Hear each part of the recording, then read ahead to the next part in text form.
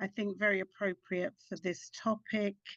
So we are going to commence, and I'm just going to start recording. This meeting is being recorded. So, and I'm also going to stop sharing my screen. But Brother Morgan, are you there? Yes, here. Okay, maybe because you're not on camera, perhaps I'll keep the image up whilst you're speaking for now. Okay, you may commence. Thank you. Yes, thank you. Let me first apologize for my camera not working. First of all, we want to acknowledge the creator of the universe, the creator of this space that we're in. We also want to acknowledge our ancestors, those that are known and those that are unknown. We want to express our gratitude and thanks and ask them to come in and give us the knowledge, the skills, the abilities that we need to conduct this workshop in a meaningful way that would be pleasing to the ancestors.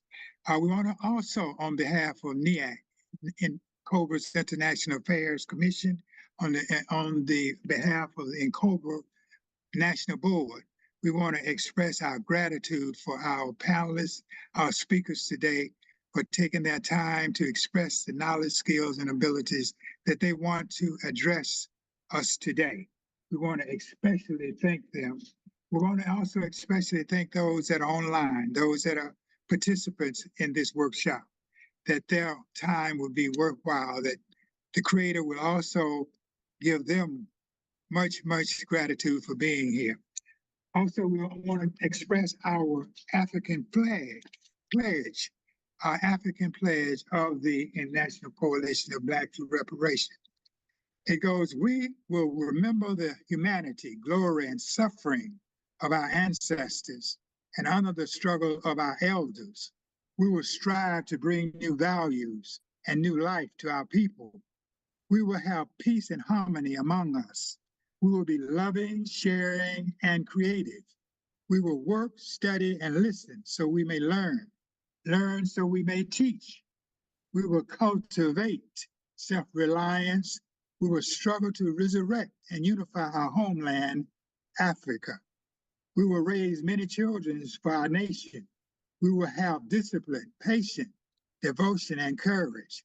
We will live as models to provide new directions for our people. We will be free and self-determining people. We are an African people. We will win. We will win. We have won. Also, we want to express our mission that NCOBRA National Coalition has. According to the mission of the International Affairs Commission, is to foster mutual respect, cooperative working relationship between NCOBRA's board, its memberships, and Africans throughout the African continent, throughout the African diaspora, in all African descents, reparation organizations, campaigning formations, and movements who are in pursuit of holistic reparations. These perspectives get represented throughout NCOBRA, and there is a two-way learning, coordination, and sharing of strategies, tactics between NCOBRA, the organization and campaign formations of Africans, African descent, and supporters of reparations for African and African descendants throughout the world. Again, on behalf of NCOBRA International Affairs Commission, we want to welcome our guests, and we will now turn it over to Sister Esther. Thank you. I'm just going to stop sharing. Greetings, everyone. I'm Sister Esther Kosei, and I am co-chair with Brother Morgan of the NCOBRA International Affairs Commission. He's already done the introduction, so that's great. Also welcoming all of you and fellow International Affairs Commission's members, Elder Brother Shabaka, Sister Fatima, Sister Yaya, and any others that may be online, in addition to our guest speakers, who we will introduce, hopefully Brother Maurice I did admit him, but he was taking a little while to join, so there's perhaps internet challenges. So I don't see him as yet, but hopefully he will be able to join us shortly. So just really introducing this workshop on land borders and reparations, really thinking about how we address land and border disputes as part of the struggle for African people's reparations on the continent of Africa, but also in the diaspora. So that's really our focus, and we have assembled a diverse array of guest contributors who are able to speak to specific land and border disputes that are taking place on the continent of Africa and other parts of the African diaspora that really will help inform our discussions today. And we're looking at how do these issues relate to the question of reparations, which is holistic repairs of our people, a movement that is international, transnational, Pan-African. And we felt as reparationists in COBRA, the National Coalition of Blacks for Reparations in America, and in particular, the International Affairs Commission of COBRA, that we're very keen to facilitate a discussion and to invite you to help us think through this question of repair and repairing from the harmful legacies of enslavement and colonialism and contemporary neocolonialism, but with a view to looking at borders and land as being central to how we wage that repair. And in this regard, I'm thinking very much of a quote, actually, from IAC. And he says, "The present is where we get lost. If we forget our past and we have no vision of the future." So this conversation, this dialogue amongst us, between us, is about trying to re-envision our individual and our collective and our people's futures in terms of the kind of world that we are striving to create as part of our process of effecting and securing holistic reparations. I'm also reminded of another quote by historian Robin D.G. Kelly: "How we proceed with repair depends on how we remember." And I think that remembering is really, really key to exploring the topic that we are focusing on today. And some of the key questions that are coming up, certainly for those of us in COBRA that we wanted to facilitate this conversation, such as what is the history of these conflicts that we're having, these land and border, and dare I say, resource disputes that are happening amongst us. What do land and borders have to do with reparations? What is the role of Pan-African nation building and state building in addressing land and border conflicts, not only on the continent of Africa, but also in the African diaspora? And in particular, for those of you who are our special guest contributors, we are interested in hearing from you about your own situation, what's going on in the part of the world that you live in and have come to call home, and what solutions that you are working on or advocating to addressing these land, border, and dare I say, resource disputes and conflicts that are taking place. So to ground our conversation, we would like to speak to particular experiences, in particular in the Sudan and surrounding areas and parts of the Sudan, Congo, Rwanda, Guatemala, Belize, Haiti, and the Dominican Republic, and Guyana and Venezuela, not necessarily in that order. So these are the different case studies, if you will, that we will be focusing on. And we have invited these guest contributors who can stimulate our thinking and obviously inform us about their perspectives and the work that they are doing around these issues. So without further ado, I would like to invite our first speaker, who is Dr. Maka. Dr. Maka, are you ready for us? Yes, Okay, I am. okay. Dr. Maka, I know I'm going to get the surname wrong again, even though I've written it down. Koreyaba? Abdel Jabbar. Okay, all right. Please forgive me. So let me just say a few words about you in terms of your bio that you have very helpfully shared with us. Dr. Maka is an expert in the field of development, peace building, and gender issues, and has extensive and interwoven experience in both the Sudanese and the Dutch fields. Dr. Maka founded the Darfur Women's Organization in the Netherlands, WOND, which was established in 2005. She has also successfully guided women mediators through 4 reconciliation initiatives surrounding tribal conflicts in Darfur, and was therefore chosen as one of the peace heroes in 2016. So thank you, Dr. Maka. We are pleased to hear from you. Thank you, sister. Dear all, thank you. It is an honor to be with you today. I will talk a little bit about Sudan, what is happening right now in Sudan, and then I will touch a little on the issue of border land resources, something like that. Okay, Sudan. Sudan is one of the largest African countries, which has long been marked by civil wars, political instability, social dismantling, and economic recession. Since the independence from the United Kingdom in 1956, the Sudanese people did not witness democracy or stability.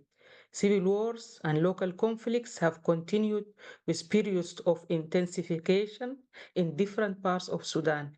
As a consequence, South Sudan was sadly separated in 2011. The root causes of Sudanese conflicts are complex and overlapping. They relate to the ailing system of governance, economic deprivation, corruption, discrimination, access and utilization of national resources, and absence of democratic processes. As you all know, on the 15th of April last year, 2023, a destructive war erupted countrywide, starting in the capital city, Khartoum, and spreading to all states of Sudan. The war is still raging around the country. Although this war was started by 2 military sides, the so-called the Sudan Armed Forces SAF and the Rapid Support Forces RSF, it was actually as violently directed towards the innocent civilians who are killed in thousands, and thousands have been injured, and millions, probably more than 10 millions, are displaced internally and in the neighboring countries. What is worse is that Sudan and its devastating war are absent from the media. Sudan war is a forgotten war. The border Sudan is bordering 7 countries with thousands of kilometers between them. There are land disputes with some of them, such as Egypt and Ethiopia. As you all know, Sudan and Egypt and Ethiopia have land issues to be solved. In times of relative stability, Sudan has been hosting more than millions of refugees from neighboring countries and beyond. Eritrea, Ethiopia, South Sudan, Syria, and Egypt have some of the largest refugee population in Sudan and are accepted and well received as local civilians as it should be. However, as Sudan is now facing a mass civil war, it shows that not all borders are as wide open as ours. For example, pre-war, The Egyptian borders were wide open into Sudan, but once we were in need, the Egyptian government imposed rigid rules concerning visa and traveling. There are no embassies open in Sudan, of course, because of the war, which means that there is also lots of trafficking going on with smugglers who charge lots of money. Only last week, on the June 7th, about 100 Sudanese children, women, elderly, and youth were stranded in the desert without food or water, waiting for the unknown on their way to Aswan. 35 of them sadly died due to the hot weather and sunstroke and from thirst and hunger. About the land, concerning the land, Sudan has very rich land, vast agricultural areas, enough water, rain, and irrigation. Sudan has a long coast along the Red Sea, which is approximately 750 kilometers long, extending from the Eritrean border to the Egyptian border. Land issues are both internal as well as external. In the case of the western region of Sudan, Darfur, one of the principal root causes of conflict is land ownership.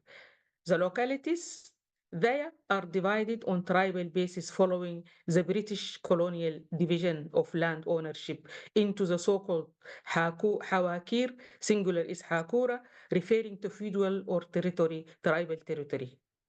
Some tribes, more specifically nomads, do not possess hawakir of their own and live on the land of other tribes, which sometimes lead to tribal clashes. In the center, land grabbing has further been an acute factor of the previous corrupt regime of the National Congress Party (NCP). Vast areas were sold or rented out for decades for countries such as Saudi Arabia, the United Arab Emirates, and others through corrupt contracts by ministers and generals for their own benefits. Bahrain, for instance, the country Bahrain, owned land in Sudan bigger than its own entire country. These countries use and pollute the land and take its resources for nothing. Resources, speaking about resources, Sudan is a very rich country, and most of the country's problems are at the base of resource richness. Besides the vast, fertile agricultural areas, there are huge forests and wild animals. Sudan is exporting raw products, bought by neighboring countries such as Egypt, Chad, and UAE in the local currency instead of through normal international trade agreements. Sudan is also rich in animal wealth. We have millions of livestock, cattle, camels, sheep, goats, and others. Sudan also has considerable oil and clean water resources such as the rivers White Nile, Blue Nile, the River Nile and Adbara River, and many seasonal valleys and huge groundwater reservoirs. Furthermore, Sudan produces the best quality of the gum Arabic production. Unfortunately, gum Arabic production exceeding actually the production and the export of gum Arabic exceed 80% of the world gum Arabic production. Unfortunately, there is a cartel on Sudan's gum by only five Sudanese companies who are exporting Sudan gum to French companies who in their turn process and export the gum to the world, the whole world, as a French product. Sudan is endowed with precious minerals such as gold, copper, cobalt, and uranium and other minerals. Different illegitimate deals have been concluded with countries such as Russia, the United Arab Emirates, Turkey, and Italy, and part of the EU. Sudan's gold, on the other hand, turned into a curse. Sudan's gold is benefiting other countries. A considerable amount of the gold is exported and a huge part of it is siphoned off, and 60% of the gold is smuggled outside normal channels to borders in Dubai and to other countries. Russia has obtained gold from Sudan up to 29 billion US dollars in 2015. More than 300 kilometers have been exported by the forces of Sudan in the last 4 months. with the approval and signature of the two warring parties. The ailing de facto regime and the militias are exchanging the gold with weapons and ammunition to kill the Sudanese civilians instead of feeding them. Unfortunately, Sudanese are unable to reap the benefits of this huge wealth. It is a paradox of being rich but poor. If we speak about solution, let me first talk first of all, by all means, let us find a way to eradicate corruption. The judicial system should be revised, strengthened, and impose deterrent measures and rules to fight corruption. When it comes to the border problem, Sudan is too large of a country and has no capacity to guard all the borders. I believe that it is important for neighboring countries to work together in order to guard the borders. When it comes to land issues, we must stop land grabbing and put rulings that give win-win outcomes, not just for the politicians and for the big sharks, but for the whole Sudanese. Finally, regarding the resources, we should first of all manufacture our own raw materials instead of exporting them for meager prices and then returning it for huge prices. By managing our own resources, no humanitarian aid is even needed because now people are just last month they're meeting the donors in Paris. You know that Paris pledge they are offering amount of 2 million, I think, US dollars, but our resources are far more than that. We just need to manage them. We should place central treaties for fair international trade and to fight pollution. In the case of Darfur, as mentioned, we have a specific ruling governing the local borders. I would propose cadasters to regulate the issues of Hawakir. I will leave it here. Thank you all for listening. Thank you so much, Dr. Bacha, for your presentation, opening us up and really enlightening us more on what's going on in the Sudan. For those of you who may have just joined, or just to remind all of us, we have 6 speakers. We've had 1 so far. So we have 5 others, and I'm just going to go through the order again, just so that everybody can be clear. Next, we're going to hear from Brother Maurice Carney. I'll introduce him shortly.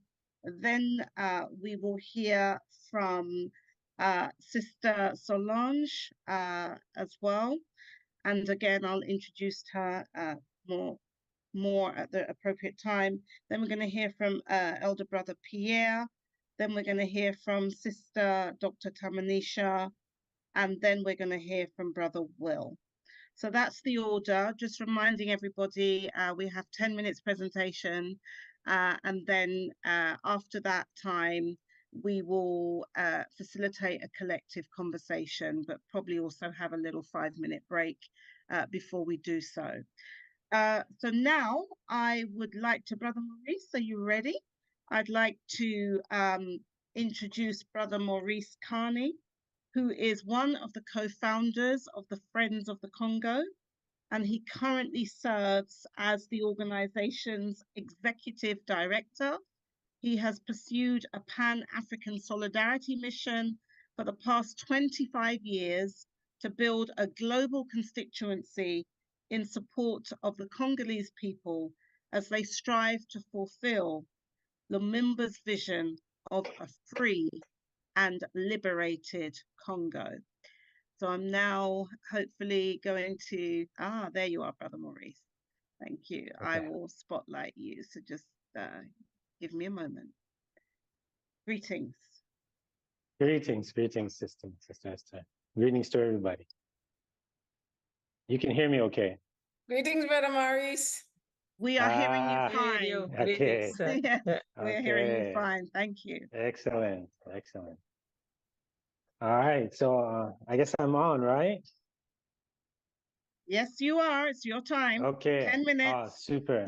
Okay, super. Thank you. Thank you very much. You know, in looking at the topic around addressing the questions of of borders, land dispute, reparations. When it comes to the Democratic Republic of the Congo, it's somewhat difficult to frame the discussion in that way, especially when you inject Rwanda and to some extent Uganda.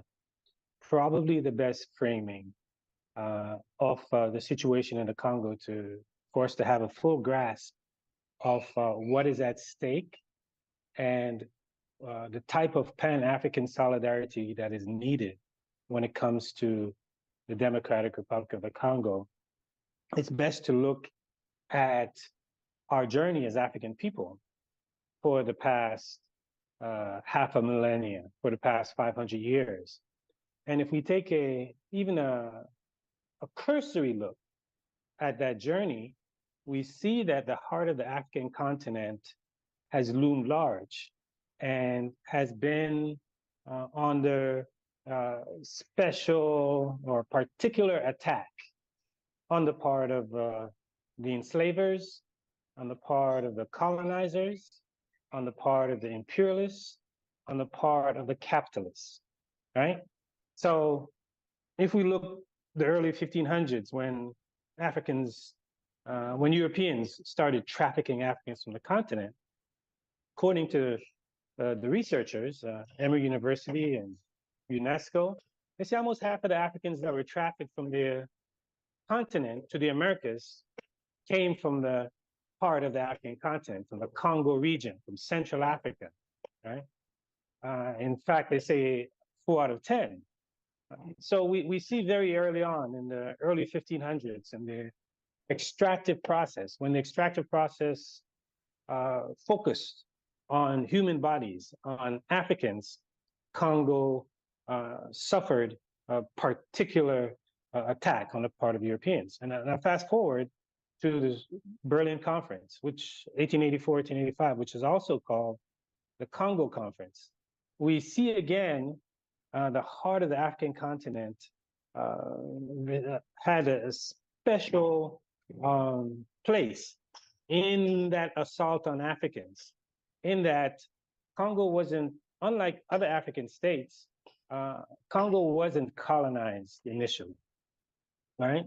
It was given to King Leopold II as his own personal property, his own private property, right? Provided that the so-called Congo Free State would facilitate free movement and free commerce on the part of other European powers. Because remember, the reason for the Berlin Conference, the primary reason for the Berlin Conference was it was organized so that European powers would not go to war against each other as they established their spheres of influence on the African continent, right? As laid out by Thomas Pakenham in his book, The Scramble for Africa, and even David Levering Lewis's The Race to Fauchada. So Congo was given to King Leopold II of Belgium as his own personal property, and he ruled it for a 23-year period. And here we see the extractive process in full force and its devastating impact on those, our brothers, our ancestors and sisters who lived in the heart of the African continent, right? Where during a 23-year period, the population of the Congo was decimated by half. An estimated 10 to 15 million people perished as the extractive process advanced to rubber and ivory. Again, ostensibly, just as the extraction of human beings, Africans, was to feed the capitalist enterprise in the West, so was the extraction of rubber to feed industries and fuel industries in the West, the bicycle and eventually the auto industry. So this blueprint of the assault on the heart of the African continent for extractive purposes, right, in order to power Western industries remains intact to this very day, right? This blueprint remains intact to this very day. Now, at the dawn of African independence from colonization, we saw that our independence leaders, right, figures that represent the best of our resistance struggle, figures like Kwame Nkrumah of Ghana, Sekou Touré of Guinea, Modibo Keita of Mali. They all recognized the centrality of the Congo and rallied around the Congo, understanding the particular and special assault that's being levied against the Congo. As Pan-Africanists, they said, well, we have to rally around the Congo in order to propel the mission of a United States of Africa, right? And Nkrumah, who wrote some 14 books or so, he wrote one book in particular around the Congo, right? The challenge of the Congo, where for the project of the United States of Africa, he saw Congo would serve as the capital of the United States of Africa, as the industrial engine that would drive the Pan-African project of the United States of Africa. These were the Pan-Africanists at the dawn of the African independence from colonization, right? Recognizing the special nature of the Congo in terms of its size, right? The size of Western Europe, in terms of its location in the heart of the African continent, straddling the equator. Currently, the only country on the African continent that has 9 other countries bordering it. In terms of its agricultural capacity, according to the Food and Agricultural Organization, it has agricultural capacity to feed almost twice the population of the African continent, 2 billion people. In terms of its energy capacity, has the hydro capacity to provide electricity for the entire African continent, some left over for Southern Europe and the Middle East. In terms of its spectacular wealth, economists today say there's an estimated $24 trillion worth of natural wealth in the Congo, which is about equivalent to the gross domestic product of the United States, right?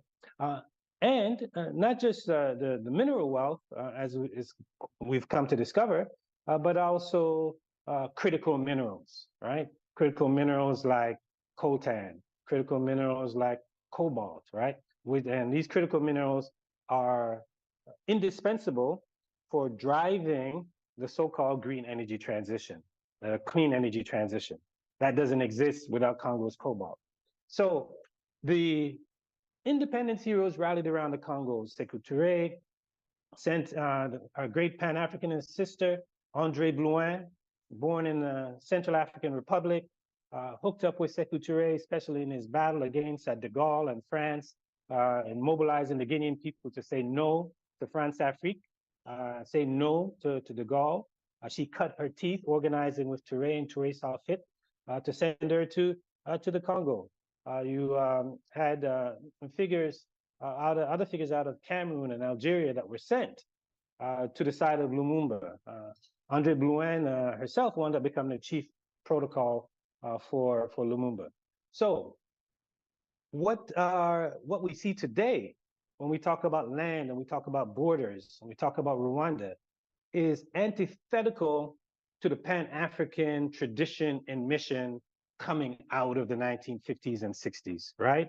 Where we see agents of neocolonialism, talking about President of Rwanda, Paul Kagame, the President of Uganda, Yoweri Museveni. And if you don't believe me, if you don't believe they're agents of neocolonialism, you just have to look at their record. Paul Kagame ardently sought to be up in the British Commonwealth, right? A couple of years ago, the Commonwealth meeting was hosted by Rwanda. All right, Commonwealth represent the British soft power, what's left of the so-called British Empire. And at the same time, you know, he wanted to have his bases covered in terms of serving the imperialists. He sought presidency of the Francophonie, where his former foreign minister, Louise Mushikiwabo, now is the Secretary General of the Francophonie. And that the Francophonie is France's version of the Commonwealth. It's France's soft power arm on the African continent. So on the one hand, you have Niger, you have Mali, you have Burkina Faso kicking the French out. And on the other hand, we have Kagame up in the France's house, right?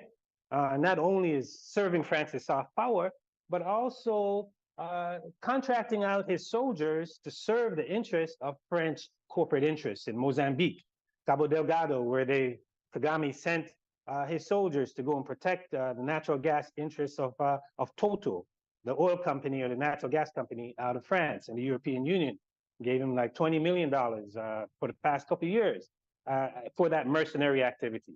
So you have these agents of neocolonialism that's fully backed by the United States and the United Kingdom. They're armed by the United States and the United Kingdom. They're financed, they're trained, they're provided equipment, and they've waged a 25-year war of aggression and plunder against the Congo. So 60s, 50s, and 60s Pan-Africanists rallied to support the Congo.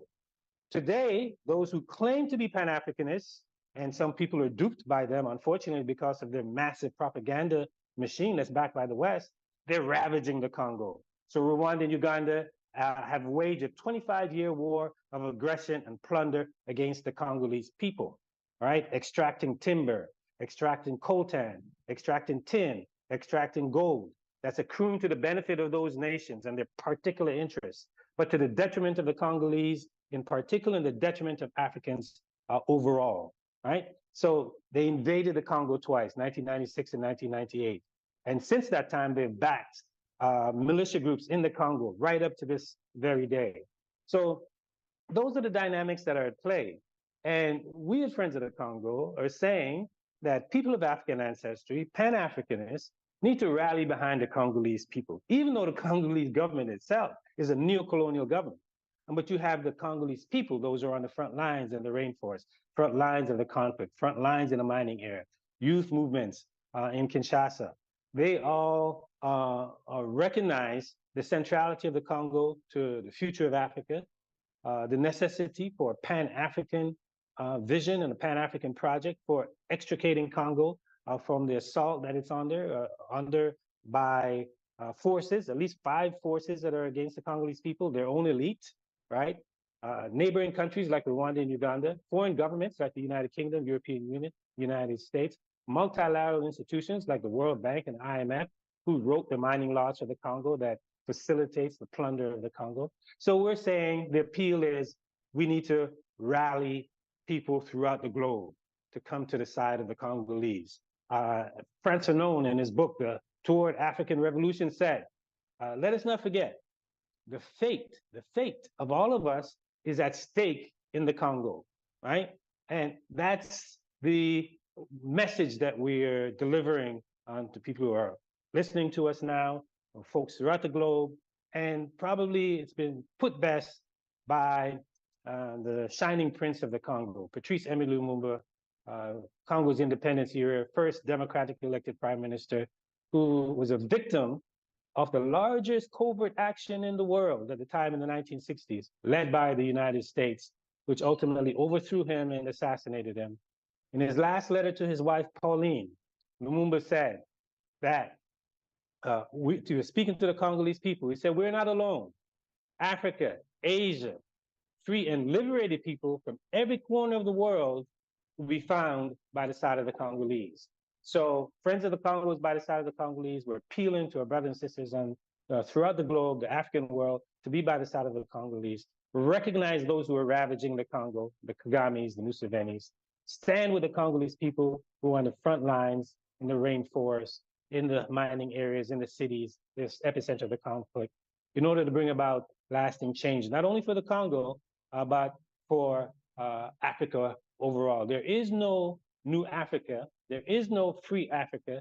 There is no sovereign Africa. There is no liberated Africa without a free Congo, without a liberated Congo, without a sovereign Congo. And those aren't the words of Friends of the Congo, but those are the words of the best that we've produced, the Nkrumahs, the Tourés, the Modibo Keitas, and they put meat behind those words. So thank you so very much. And that's the appeal that we're making. That's argument that we're making, and that's what we'd like to share with you today. Thank you very much, Brother Maurice, for your presentation and obviously your call to the rest of us. We will discuss all of this once we've heard from all of the speakers, where our listening audience will also have an opportunity to participate. I'd now like to move swiftly on to hear from Sister Solange Ketepon Bogare, who is the coordinator of the Pan-African Federalist Movement, Burkina Faso National Coordinating Committee, and former Deputy Minister of Foreign Affairs of Burkina Faso. So I'm now going to, yes, spotlight you, Sister Solange. Welcome. And Sister Solange prefers to speak in French, and this will be translated by Sister Fatima. So please bear with us for this presentation.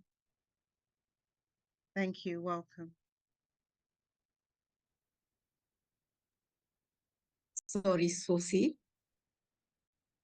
Yes. Hello, Esther. Yes, yes, yes. Okay. Thank you for giving me this opportunity to express myself about this important topic concerning our country, our continent. And before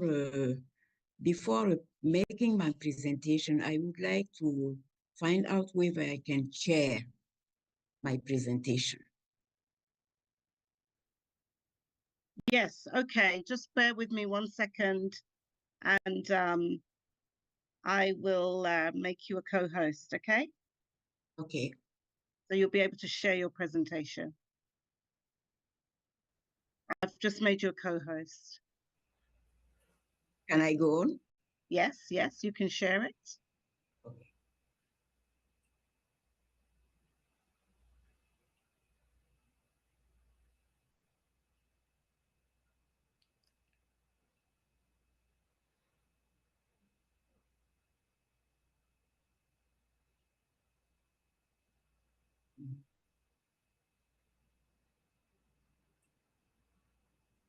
Ok. Merci à tous les participants. Sorry, I have some technical problems, but will be solved. Okay. All right, we're patient. We'll wait for you to sort it out.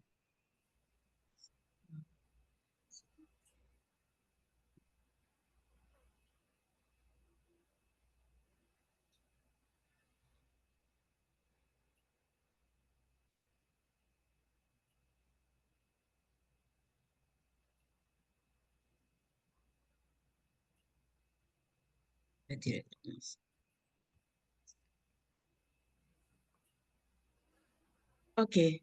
Concerning my presentation, I will start with a brief historical situation.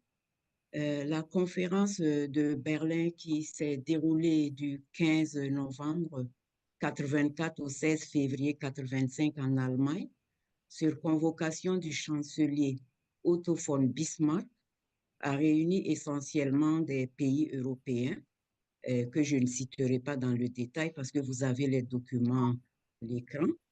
Et donc, l'Afrique était le théâtre d'une concurrence économique due aux richesses que regorgeait le continent et pour lesquelles les Européens ne voulaient pas que leurs intérêts soient violés par d'autres.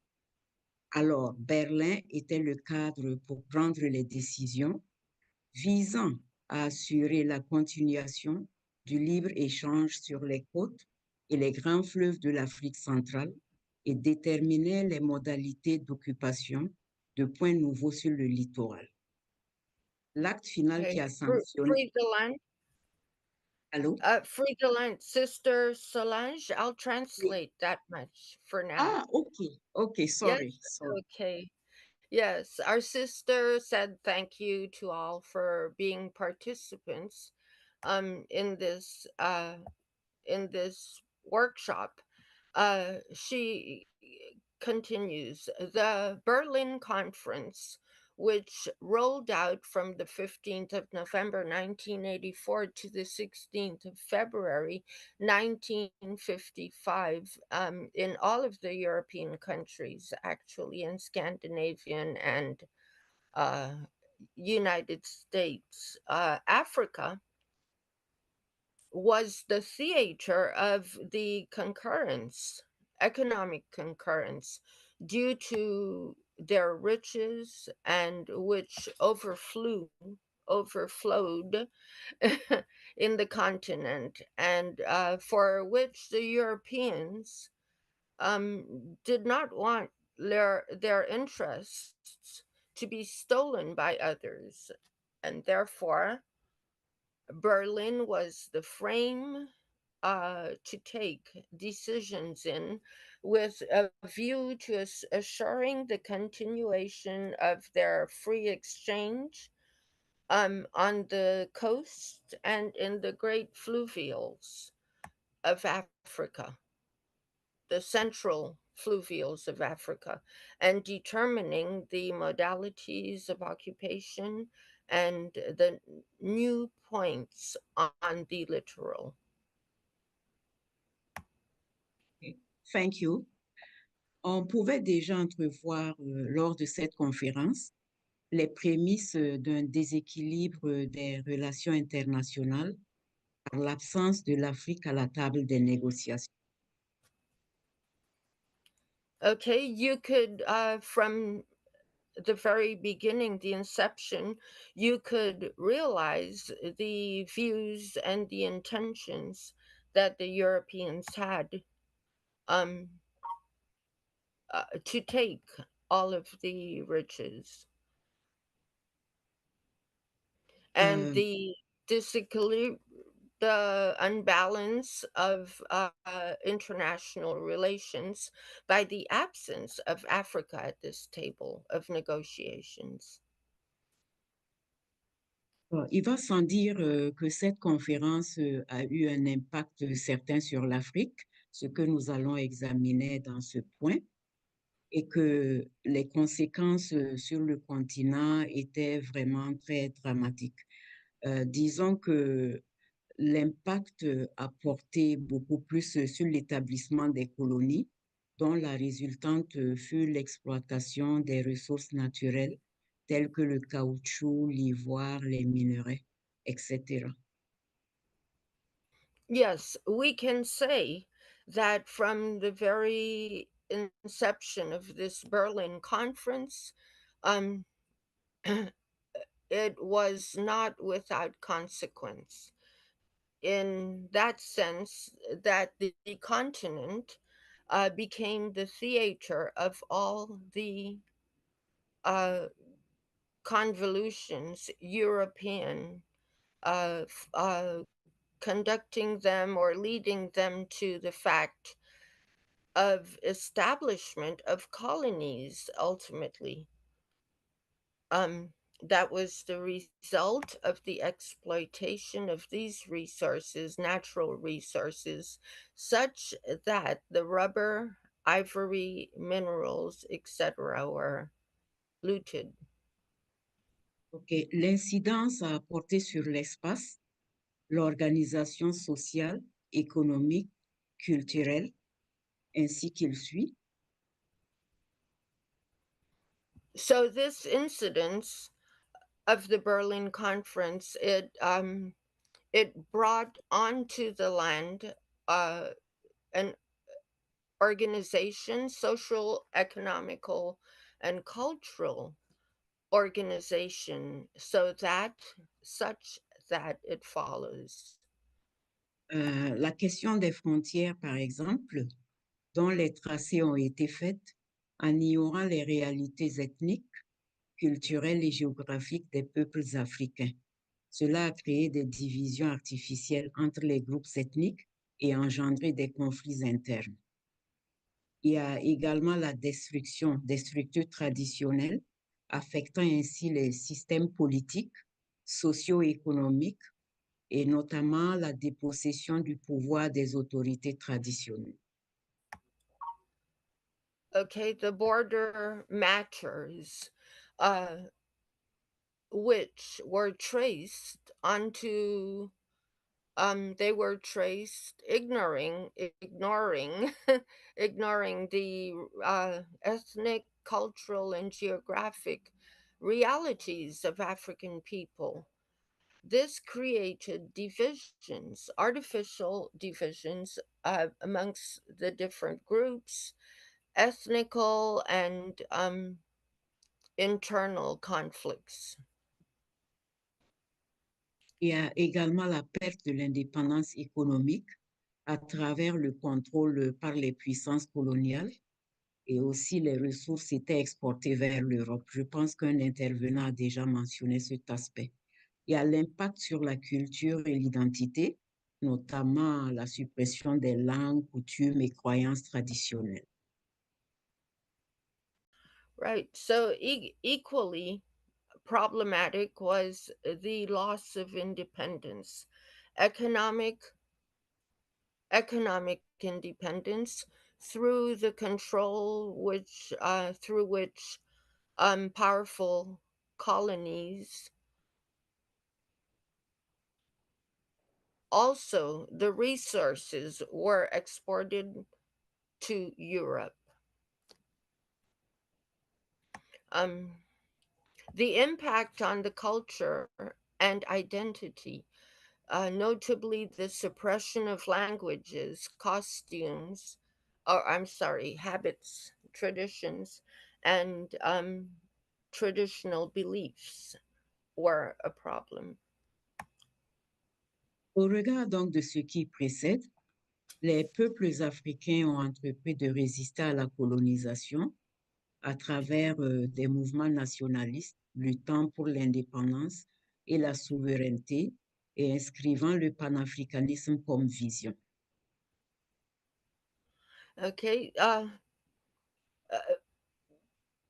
Looking at the aforementioned, the African people, brought on the enterprise of resistance to colonization through their nationalist movement struggles, for which independence and sovereignty is written, or created the Pan-African vision, Pan-Africanism as a vision.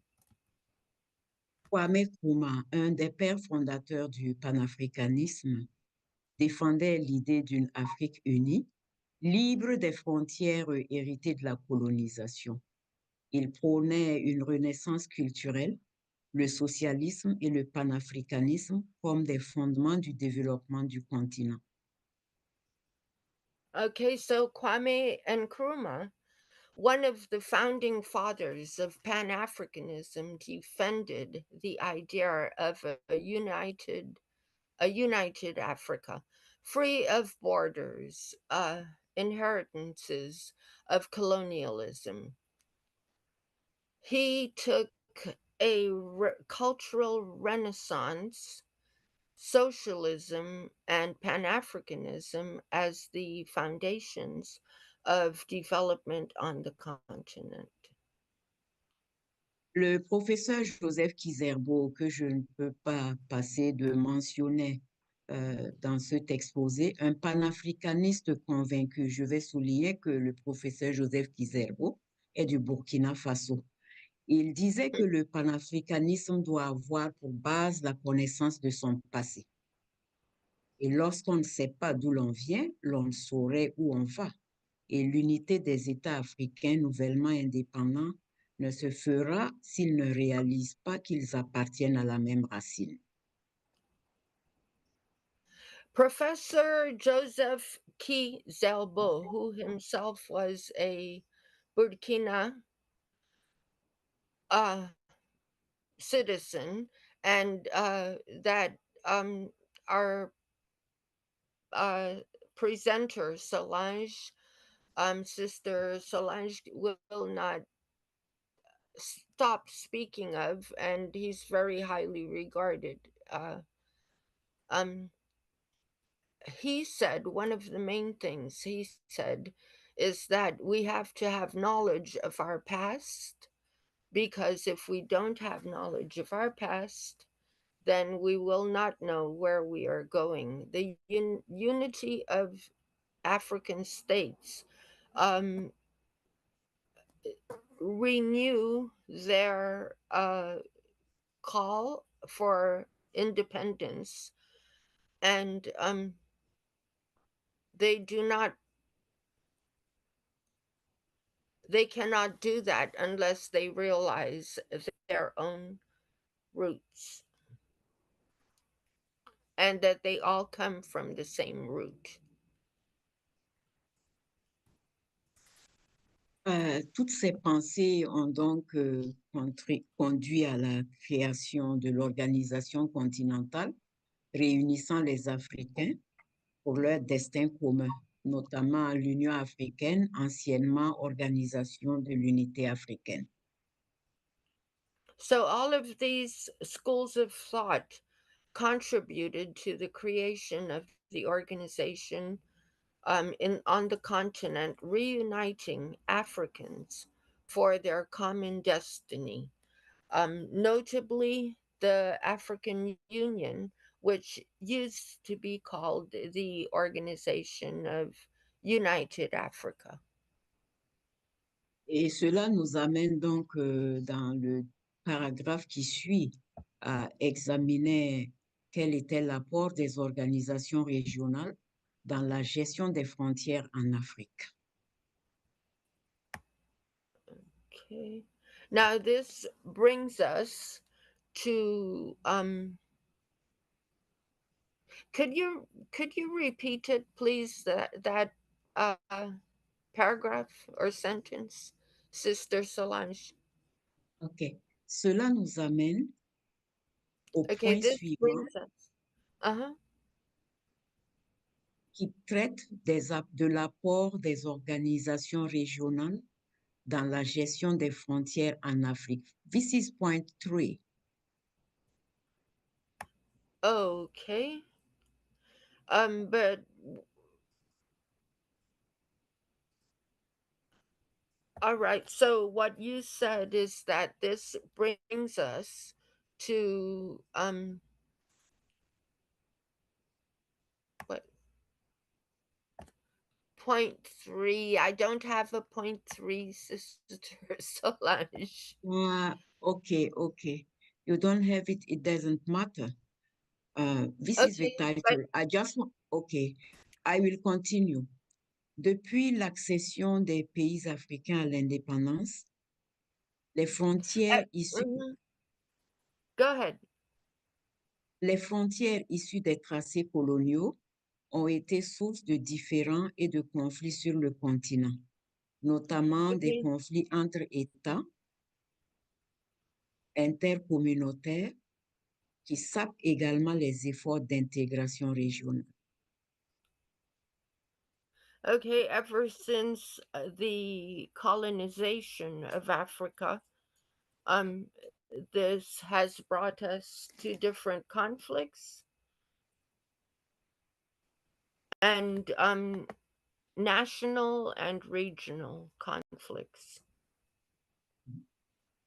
C'est dans ce cadre que l'Union africaine, en tant qu'organisation continentale, afin de trouver des réponses à cette problématique, a adopté une convention en 2014, dite Convention de Niamey, dont l'objectif est de disposer d'un cadre juridique pour la coopération transfrontalière.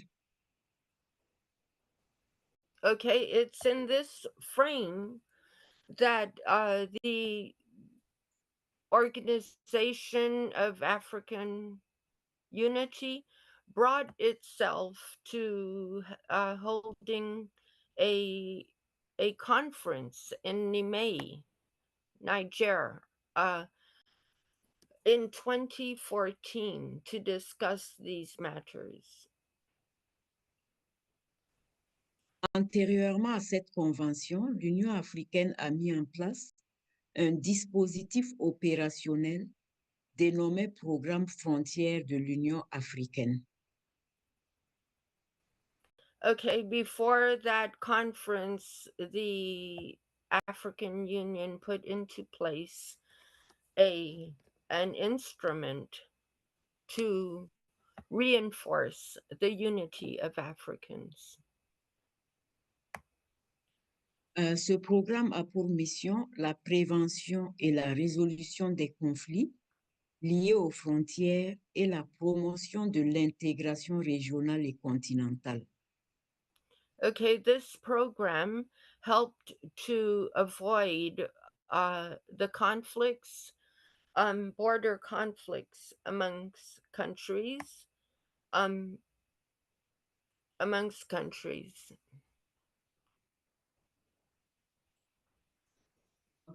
Les objectifs de ce programme visent à faciliter et soutenir la délimitation et la démarcation des frontières africaines. Okay, the objectives of this program were to put into place the delineations and the demarcations of the different African nations. Renforcer le processus d'intégration dans le cadre des communautés économiques régionales. And reinforce the objective of decolonization in the framework of liberation and unity. Développer dans le cadre d'autres initiatives d'intégration régionale la coopération transfrontalière. To develop in that framework the CER, which is the to develop in that framework the regional economic cooperation. Okay. And then what did you say, Sister Solange? I'm talking about regional integration and border cooperation. Right. Mm. Okay. Okay. So you said it. Yes, right. I've said it. I will continue. Yes. Ce programme est mis en œuvre au niveau national, régional et continental. So this program was once again put into place on a continental, regional, and national level.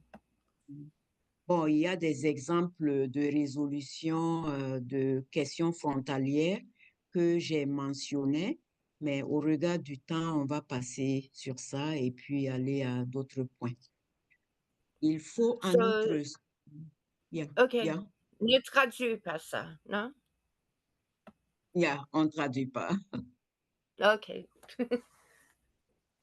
Il faut en outre souligner que dans le cadre de ce programme frontière, les chefs d'État ont institué en 2010 une journée africaine des frontières commémorée le 7 juin de chaque année.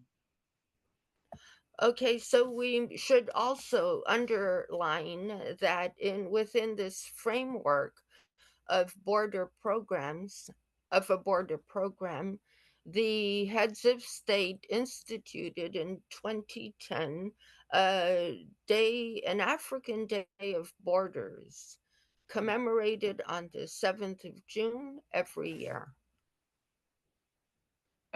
Cette année, au Burkina, la commémoration a porté sous le thème la gestion des frontières à l'épreuve des enjeux sécuritaires dans les pays des États du Sahel, défis et perspectives. Okay, so this year, the members of Burkina Faso brought together a commemoration under the theme of management of borders. And with an eye on focus on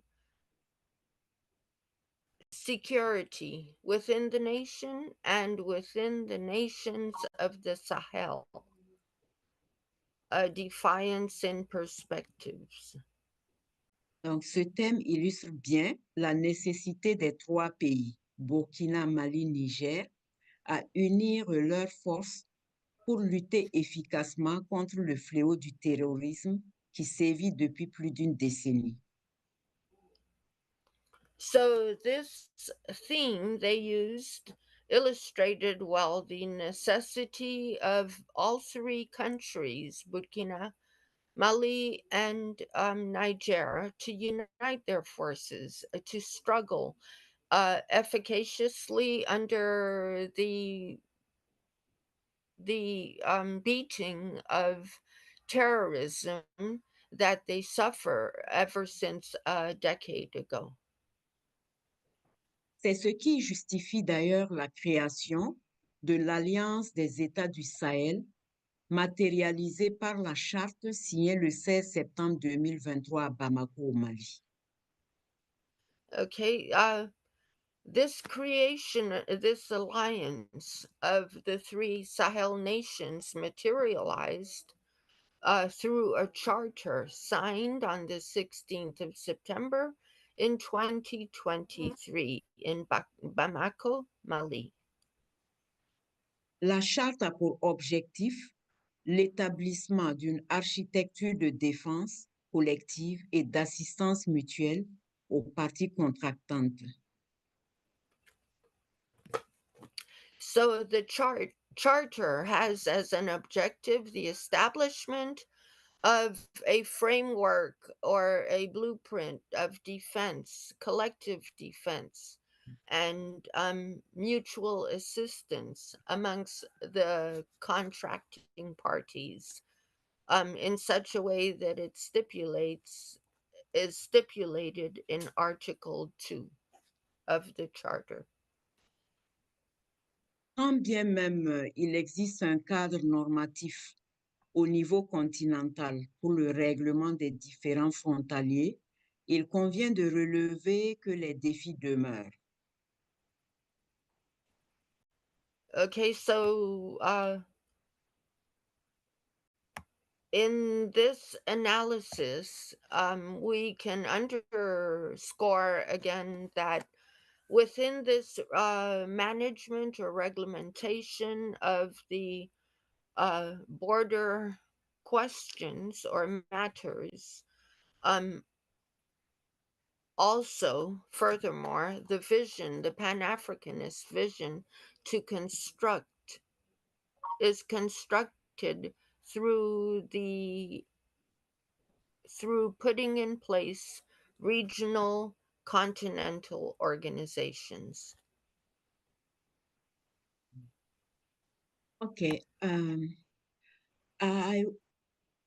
Ce cadre suffirait-il à régler ces questions ou faut-il aller vers l'unification des États de façon graduelle, tel que préconise le mouvement fédéraliste panafricain qui revêt un caractère inclusif et de la méthode prenant en compte la diaspora, notamment les afro-descendants?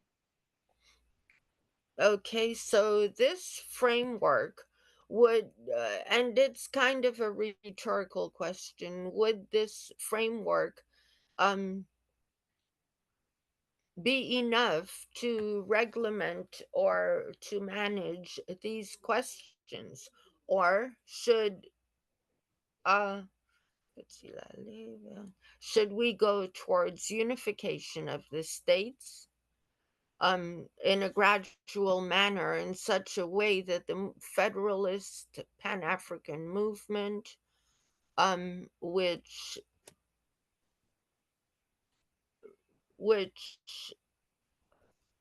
carries Les diaspora. an inclusive character and the method taken into account by the diaspora, Africans and Afro-descendants. Cela m'amène à souligner l'importance d'impliquer la diaspora dans les questions pertinentes sur le continent. Et je me réfère à la récente visite de Hadi au Burkina Faso, qui a consisté à aller sur le terrain et explorer éventuellement quelles étaient les possibilités d'investissement de la diaspora au Burkina Faso. So this last point brings to mind the imperative to include, or the importance of including the diaspora, especially from having seen or interacted in a trip by Addis, who took time out to go throughout the country and find investing possibilities, find speak with the people, and it might be a good idea to include the diaspora to the group of Afro descendants on the continent. Et que cette visite, il faudrait que je précise bien que cette visite fait suite au prix obtenu par le docteur Lazare Kizerbo, un prix qui a été décerné d'ailleurs par Adi au docteur Lazare Kizerbo, qui est du Burkina Faso. Okay, so there is a price list, I understand, constituted, written by Dr. Kozelvo. Kizerbo. Kizervo in Burkina Faso, and it would be important to also use that as a reference. Et pour terminer, l'unification de l'Afrique ne constituerait-elle pas une alternative à la problématique des frontières?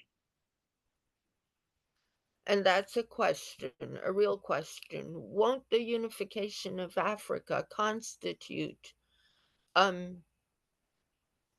itself an alternative to the problematics of borders or border problems? Thank you very much, Fatih. Thank you, Solange. Okay, greetings. Thank you so much, both of you, Sister Solange and Sister Fatima, for the presentation and for the translation for those of us who may not be fluent in French. We will, of course, facilitate some responses and conversation about your presentation, but eager to get to our next speakers so that we have sufficient time. So I'm now going to go to Elder Brother Pierre. Brother Pierre, are you there? Huh? Right. So let me just spotlight you and share a bit of information about you before you make your contribution. Just reminding everyone about the time. So please be mindful of the time.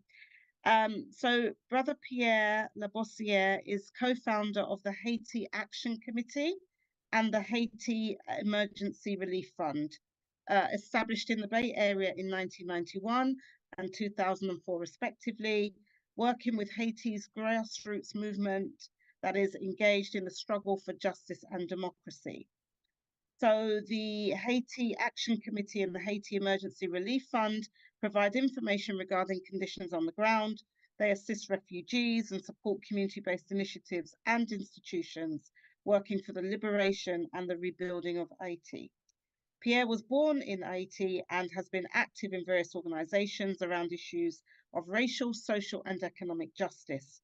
He has been involved in the struggle for Haitian liberation and self-determination, and has participated in community mobilizations against US-imposed Haitian dictators and the deportation of refugees. Welcome, Brother Pierre. We're eager to hear from you. Thank you very much. Wow, what a beautiful panel. So much information. I was busy taking notes and so much knowledge. Thank you all. So to talk about Haiti, I have to go back, do a little history there.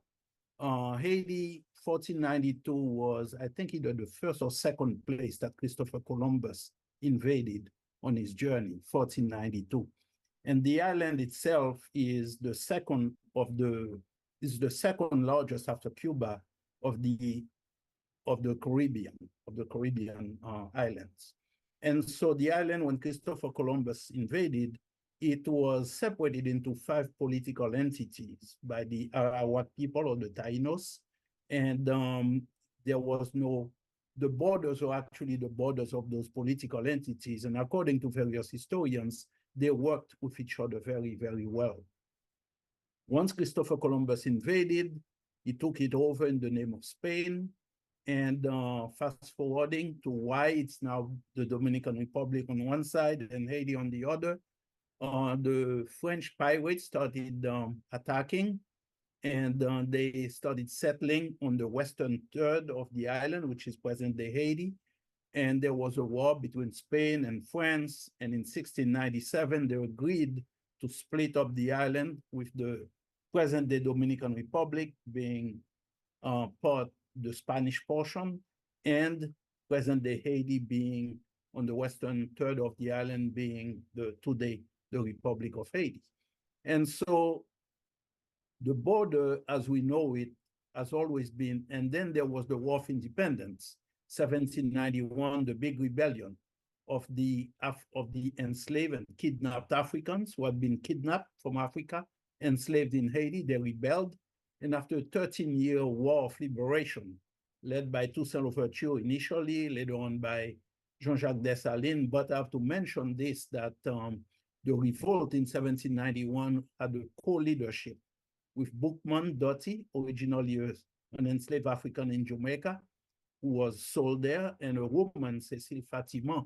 They were the two leaders. And the reason I mention the women is because too often the women are overlooked for their leadership role in the struggle for independence and against colonialism is pretty much overlooked. So what was, after the 13-year wars, I mentioned 1804, Haiti declared itself, the western third of the island had successfully removed the French. And by that time, the French had retreated to the part which is today Dominican Republic. And so they continued the practice of slavery. And later on, they had a war with Spain. Spain took over in 1809. So the border, and it was under Spain. And the reason I bring all this up is to show a little history of the border and the dispute that came afterwards. This whole history of dispute. It was a colonial thing. The two slave-owning empires of France and Spain had their wars. They were fighting each other, with some skirmishes, attempts by the British to come and take over. But the present border was delineated between France and Spain. People to people, among the people themselves, there has always been cooperation. But before I jump to that, Haiti, the western third of the island, present-day Haiti, after declaring independence, it couldn't tolerate to have a slave-owning empire being present on the island. Particularly when Toussaint Louverture was governor general during the French period, the whole island was united under his command, under his government, his administration. And so later on, when the French retreated to that part, that separated the actual the country and along the present-day border. And so they were practicing slavery. And very important to note that Haiti couldn't tolerate that, especially when they were kidnapping Haitians to put them back in slavery. So Haiti went to, there was a rebellion by the Blacks in the present-day Dominican Republic, which at the time was simply a Spanish colony. And they called out to their brothers and sisters in Haiti to come and unite with them to kick out the Spanish. And that's what happened in 1821, 1822, when Haitian soldiers went in there at the invitation of comrades in the Dominican Republic and kicked out the Spanish. Very important to keep that in mind. And they united the island. Now, after the 23-year period, when the French came in and imposed a debt on Haiti, they imposed on Haiti that Haiti had to pay reparations to the former French slave owners. And this is something that ties in to us, to NCOBRA, to the call for reparations. The French slave owners, aided by the US, Britain, Spain, and the US made a coalition united to demand that Haiti pay reparations to the French slave owners who Haiti had defeated in battle and freed the land from. Instead of them paying us reparations, we were the one forced to pay reparations. And so where was that money coming from? It was coming from the people who had actually fought for independence, the formerly enslaved, who are now working the land. So the government at the time, though it was forced to do so, but the government was a very mixed government, you see, pretty much of what we would call to the neo-colonial government with a colonized mind. And so they eagerly started imposing heavy taxes on the formerly enslaved, so that here they freed themselves from slavery, but now they had to pay reparations to the former slave owners. And that burden was so much that it started a rebellion in Haiti itself, and also in what that part, the eastern part, which was now part of Haiti, and the people there rebelled also against so that's one impact that we can see in modern days, how these odious debts of colonialism, post-independence, are creating instability among the countries and in the countries themselves, causing people to be rebelling and putting their governments in conflict with the people. And so that government was overthrown, but during that time, the elite in the Dominican Republic that took over and broke away, but then they wanted to go back to Spain and invited Spain to take over, to recolonize. And Haiti could not tolerate that. So there was another struggle to kick out the Spanish. So fast forwarding to the present. So the border, along the border, the people themselves, and this is to support what the previous speakers have been saying, have no issues about the border. You had in the border area where you couldn't distinguish who was Dominican, who was Haitian, because both spoke Spanish, both spoke Creole. And it wasn't until the 1930s when the US had, after the US had occupied Haiti and also occupied the Dominican Republic, that a person that the US had trained named Rafael Leonidas Trujillo y Molina, he was a guard on the sugarcane plantations of the Dominican Republic. He was put in power by the US, and he organized a massive massacre of Haitians on the border, in the border area, and Black Dominicans alike. And so many were killed. Part of that was to try to eradicate, and Trujillo wanted to be white. He was a light-skinned person who powdered his face to look white, and he was an admirer of Adolf Hitler. And so he wanted the Dominican Republic to become a white nation. And the whole campaign was against Black people who he regarded as inferior. Now, his grandmother was a Black woman from Haiti, but that self-hatred that he carried led to him massacring. The numbers vary between 20,000 to 40,000 people. Haitians were massacred, Haitians and Black Dominicans. So the question of border, through that experience, it shows us how people themselves have no issues with each other and get along very well. But it's these elites who create and use differences in skin color or racial things, or try to create division in order to maintain the system that is to the benefit of the ruling elites.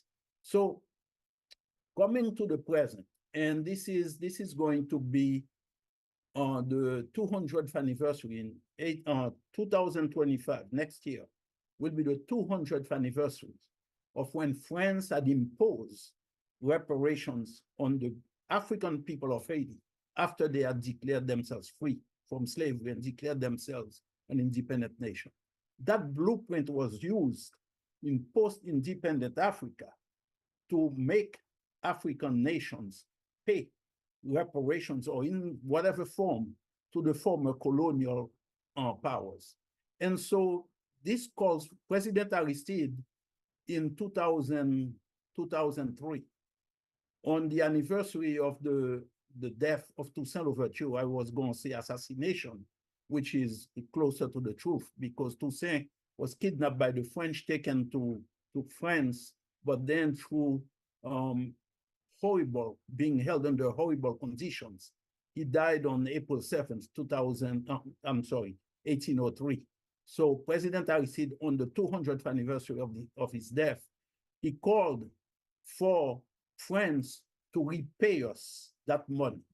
That money, at the time, he calculated it. He had a team of legal experts calculate that amount. It was $21.7 billion in the money of 2003. And he demanded that France repay that money. It wasn't just rhetoric. He was serious. He had assembled a team of legal experts in order to take the case to the World Court and sue the French government. This is why the French, the US, and the European Union and other countries came together in 2004 and formed a plan to overthrow President Aristide, to overthrow the Lavalas government, so that this issue of reparations, we call it, it's a two-track thing. You have reparations because it's a known amount that the French took from us from 1825 until 1947. So monies that should have been used to build the country so that Haiti would not be looked upon as the poorest country in the Western Hemisphere, where Haitians are fleeing from. That money could have been invested in schools, in hospitals, in road construction, in agriculture for food sovereignty. That money was stolen from us and instead went to build up France. So every time you look at the Eiffel Tower, anytime you look at the Statue of Liberty, which the French gave to the US, think, this is the money of our brothers and sisters out of Haiti. This is their money. And so they overthrew President Aristide so as to stop that demand that he had for restitution. The restitution was one part, the $21.7 billion. But then there was another bill, which is reparations. Reparations for the crime of kidnapping us in Africa, reparations for the crimes of working us, in the words of Brother Malcolm, from Ketsi in the morning till Ketsi at night, reparations for the crime of slavery. And this is what, this was the next bill that President Aristide was serious about.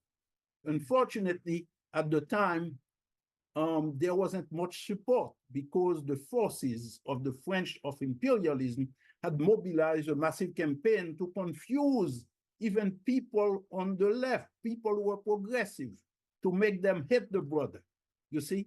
And they were successful to a large degree in doing that. And that's why the coup was successful.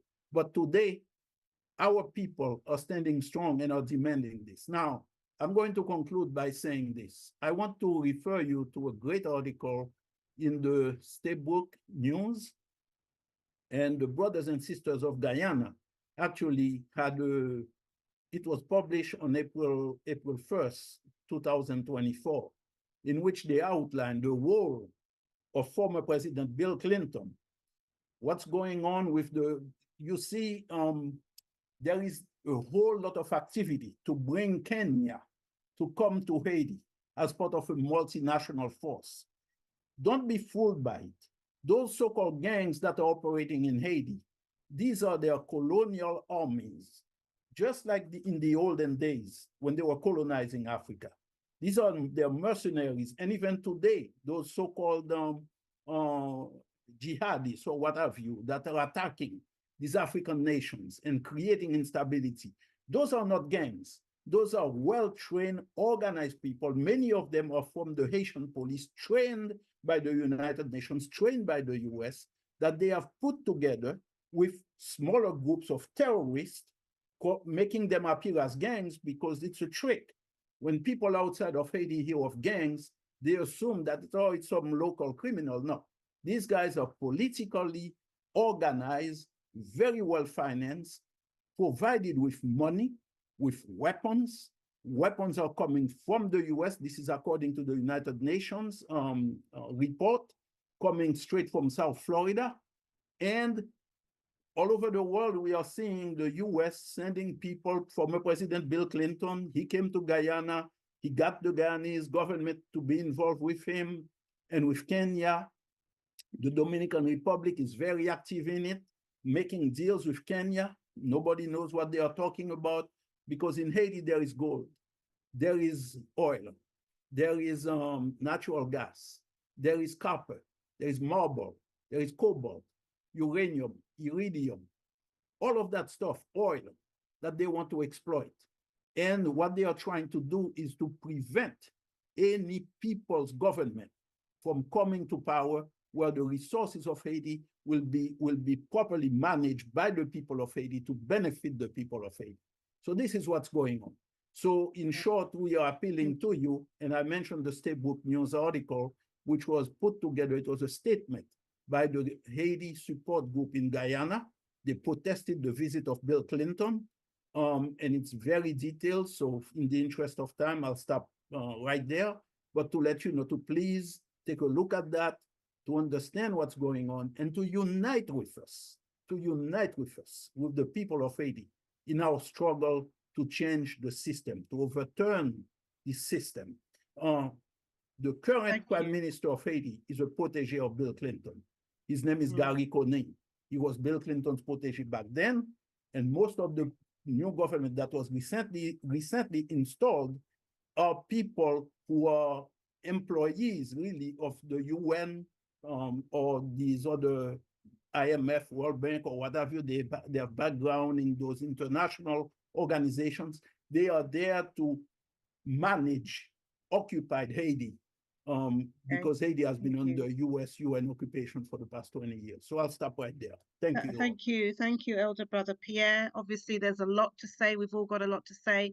We want to ensure everyone gets an opportunity to have their say, and obviously those who are participating with us. I'm now going to move swiftly on to Sister Tamanisha J. John, Sister Dr. Tamanisha J. John, who is an assistant professor in the Department of Politics at University. She also studies Caribbean development, sovereignty and politics, as well as Canadian foreign policy, economic imperialism, financial exclusion, and corporate power.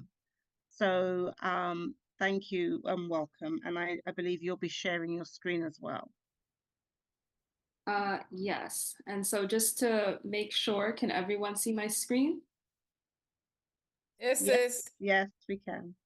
Okay, so good afternoon. First, I'd like to thank NCOBRA for inviting me to be a part of today's workshop, and specifically thank you to Esther and Yaya for organizing everyone.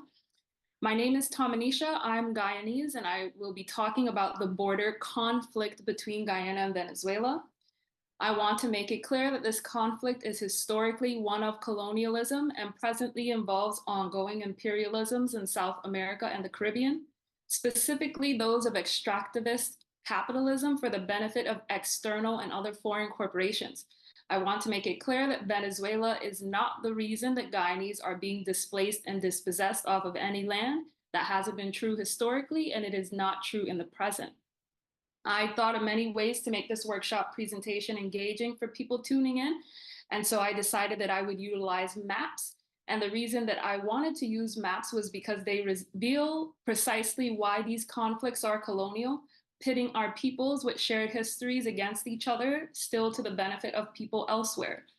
Maps and their inclusion of boundaries or borders tells us something about possession and ownership of territories, as denoted by colonial histories that never consulted in the Americas, Africa, or Asia, the indigenous peoples in any of these places.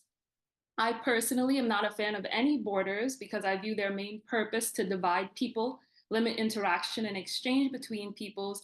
And when we think about how states become ranked in this system devised by colonial borders, we see how states in the Americas, Africa, and Asia have strict barriers placed on their movement, even as their resources are being stolen to improve the quality of life in Europe or in settler states like the United States and Canada. and in neocolonial states allied to the US and Europe, like Saudi Arabia and the United Arab Emirates. One of my favorite Caribbean thinkers, Dennis Forsyth, reminds us that conservatism, capitalism, and imperialism do not respect national borders, so neither can radicalism respect these frontiers. And in the present, this quote is even more touching when we consider that defying a colonial border, and again, that is a border imposed to separate and take from a people their right to movement on land, is why there's currently a genocide against the Palestinian people supported by the usual suspects, and why violence continues to be perpetuated against Haitians and their movement in the Caribbean, and why peoples in the Dutch and French colonies in the Caribbean today are violently divided by French and Dutch colonial police. So even as we look at the maps that I will show in this presentation, I think it is important that we all be mindful that solidarity and anti-colonialism, solidarity and anti-imperialism, solidarity and anti-capitalism, solidarity and anti-racism will be instrumental in talking about any solutions for repair. Cesar reminds us that colonial rule can only be defeated through solidarity, and capitalism, racism, imperialism can only be effectively opposed en masse when US and European cultural imperialisms are rejected. This includes their perceived rights to extract and take from our peoples by force or neocolonial consent, as well as the myth that reparations can be had for our peoples when the US and Europe still dictate for us and others that have violent colonial histories how to use our resources, how best to develop ourselves, and that their corporations should be valued in our spaces. Between 1498 and 1750, European colonial powers were vying for ownership over land on South America. Throughout this period of imperial competition for colonial ownership within South America, today's Venezuela and Guyana went through various bouts of ownership between Spain, the Netherlands, and Portugal. Britain would not enter the picture until the latter portion of the 1790s. I will do an overlay of today's borders on this map so that you can see why it's important that maps themselves are understood as colonial creations and how these borders are fundamentally determined to stake out or lay claim for imperial competition and thus colonial ownership. Today, what is now Venezuela was owned or controlled by Spain's empire. Meanwhile, what is now Guyana and Suriname was owned or controlled by the Netherlands empire. So for over 250 years, historically, European colonialism, by today's standards, there should be no conflict with Guyana and Venezuela, since Venezuela claims its borders to simply be a reaffirmation of Spain's colonial borders on the continent. However, we know this to not be the case, again highlighting that maps themselves and these created borders are colonial creations determined by imperial competition. So Britain comes into the region in the late 1790s, and through imperial competition, which again means empires fighting between each other with no regard for indigenous peoples in these places or the enslaved labor that they are utilizing to extract resources from these places, acquires territories from the Netherlands whose empire is weakening. Through the weakening of the Dutch Empire, Britain lays a stake in what is now Guyana, but we also see other empires in the region taking advantage, like the French, the Portuguese, and then to some extent, Spain. However, at the same time, Spain and Portugal were some of the biggest imperial competitors in South America, and while Britain did not directly contest their rule, rebellions and different resistance movements from indigenous groups and enslaved Africans and mixed and Creole populations did so. So the first 2 decades from the 1790s to the 1800s included Spanish and Portuguese empires having to cede independence to colonies that they had on the continent. And so in 1810, Venezuela's independence war from Spain began, most famously with Simón Bolívar at the helm. Venezuela's victory in this war was helped by the fact that Haiti had already won its independence and could provide aid and support. If you study Caribbean history, you know that Bolívar would not necessarily upkeep solidaristic practice and end enslavement. Nonetheless, Venezuela's victory and the solidarity that it did extend to what would become Colombia, Ecuador, and Panama as free from Spanish colonialism helped to create Gran Colombia, which is denoted by this big, darker yellow area here. Notably, this period of independence from Spain, which liberated large portions of the northern western portion of South America is what Venezuela utilizes today to claim as Spain's borders that it is entitled to. Importantly, I want to stress here that imperial competition is still at play even when Venezuela and the rest of the Gran Colombia states gain their independence. Again, as Venezuela is gaining its independence, the Dutch Empire is being weakened by Britain, who comes onto the coastal part of the continent already having Caribbean colonies, like Trinidad and Tobago off the coast. And as the Dutch is being weakened, the French is also taking advantage. And so it already creates a conflictuous environment where conflict is brewing. And the biggest contradiction is that on the one hand, you have people fighting for independence in Gran Colombia and also to the south. And you also have imperial competition and systems of enslavement still raging on. These dynamics are apparent when looking at both the southern parts of what would later on become modern-day Venezuela and Guyana.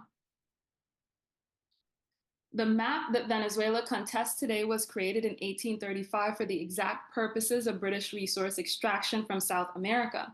However, to make its claim in the present as to why the map is illegitimate, Venezuela invokes an argument that reifies Spanish colonial borders, ironically in the same way that Britain aimed to extend its colonial borders against Venezuela when it had gained independence. And so here on the screen, you have the famous Schomburg line. And as you can see, this is what we commonly call modern Guyana today.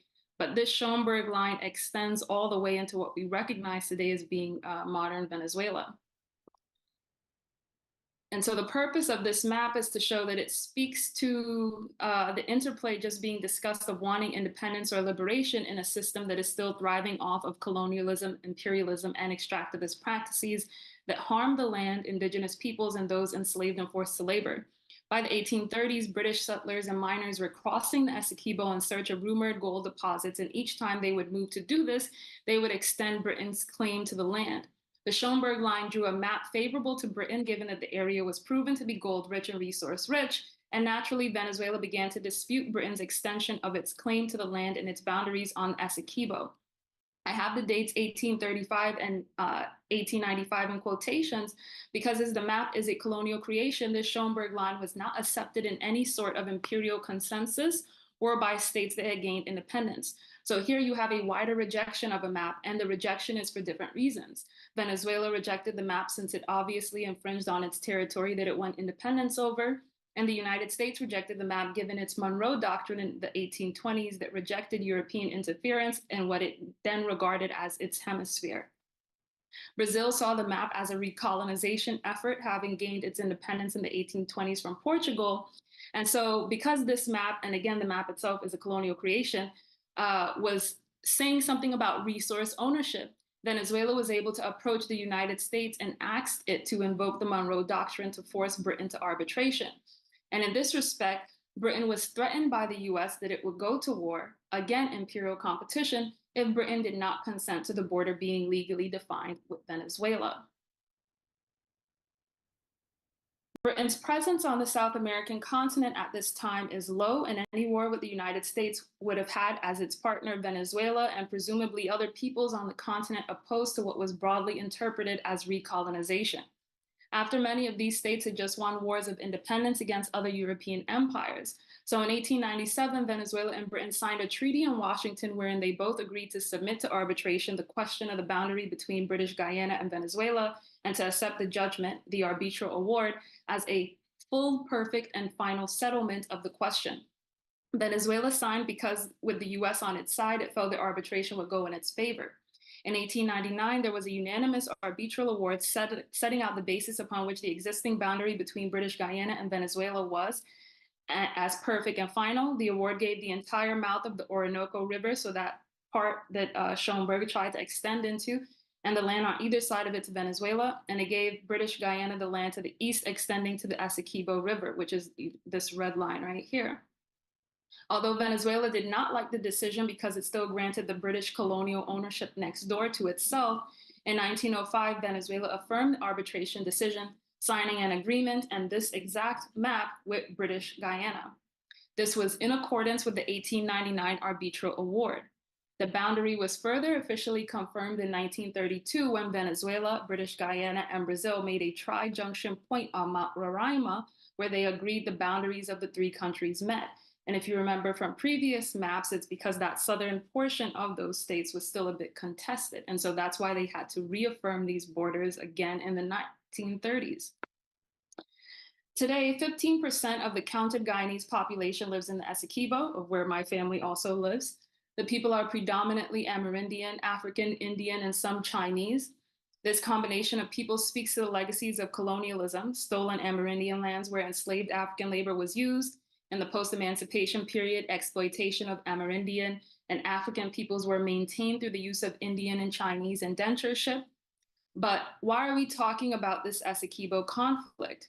Well, that's because similar dynamics of colonialism and extraction are at play. When Venezuela was put under sanctions for pursuing a regional project of solidaristic collaborations with states in the Caribbean, which meant providing for our people there, the United States sanctioned Venezuela.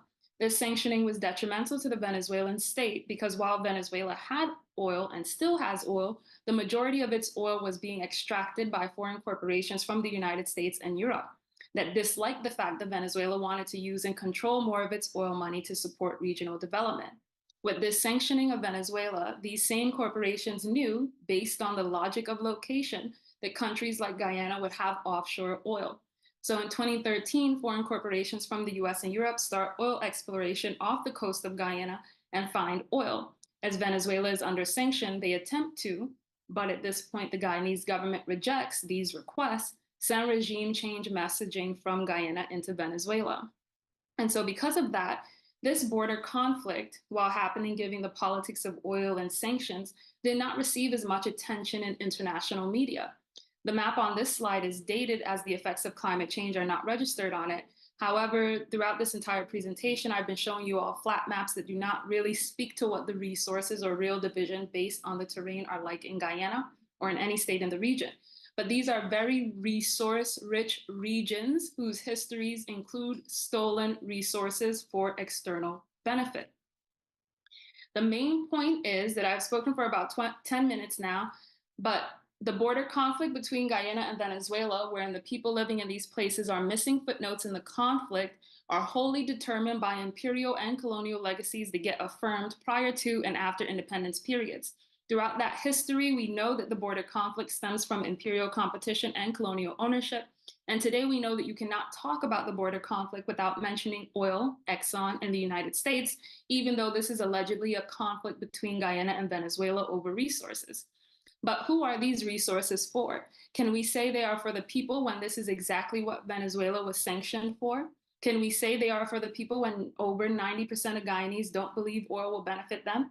When Guyanese are constantly taking the government and Exxon to court for violating the rights of Guyanese in favor of oil, we have to ask who these resources are for and why people are being kicked off of their land for an oil pipeline that won't benefit them. And who is the conflict for? Whose interest does it serve if not Guyana or Venezuela? And I will end off here.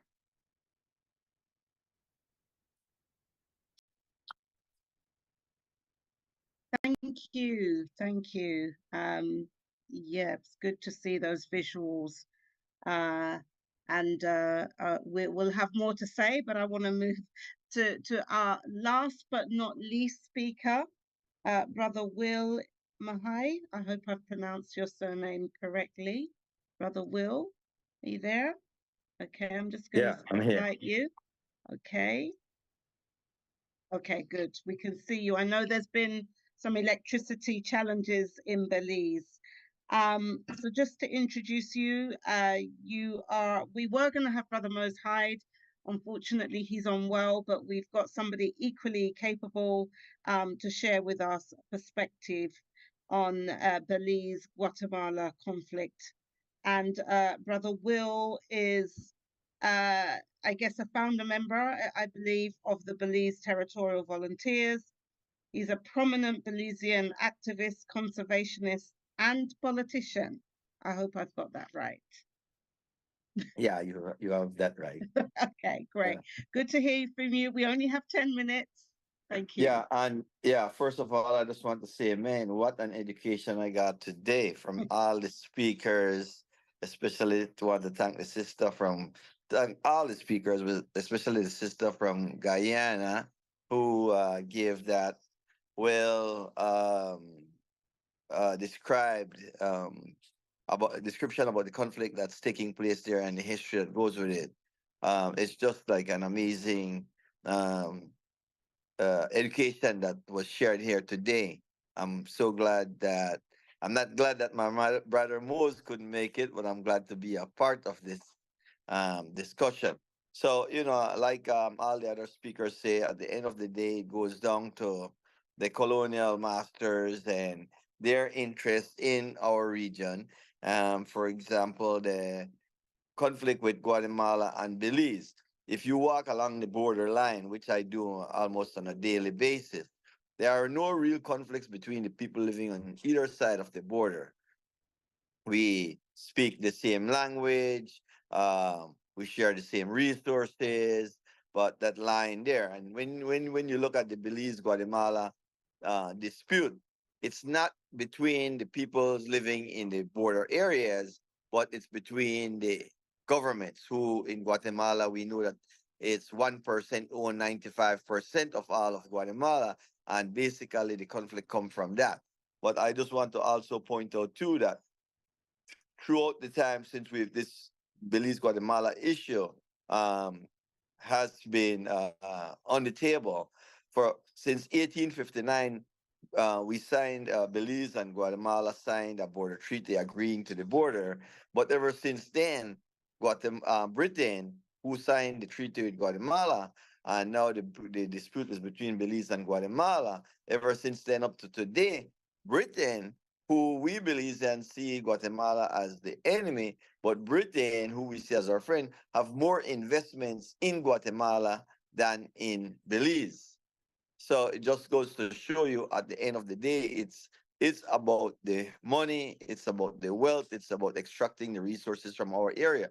I mean, up until the 70s, one of the biggest companies in Guatemala was a British company called Exnival, which is right near the border. And we believe that the reason for this is similar to Guyana for these continuous conflict is because of the richness of the minerals that's in the area, both in Guatemala and in Belize. In Belize, we believe that there are uranium, and for sure there is oil that's not been extracted as yet.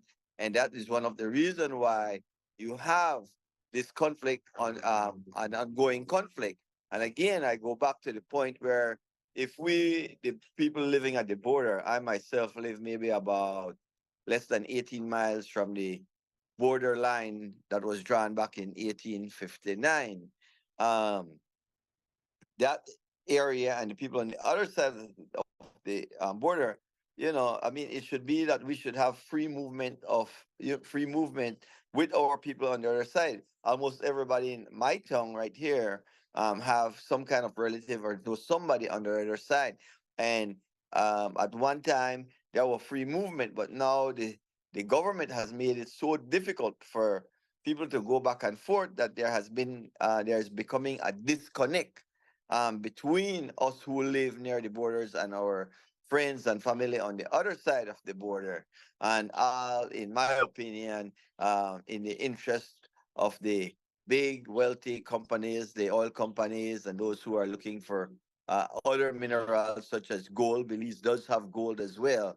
And I know that one day they will confirm that Belize have uranium as well.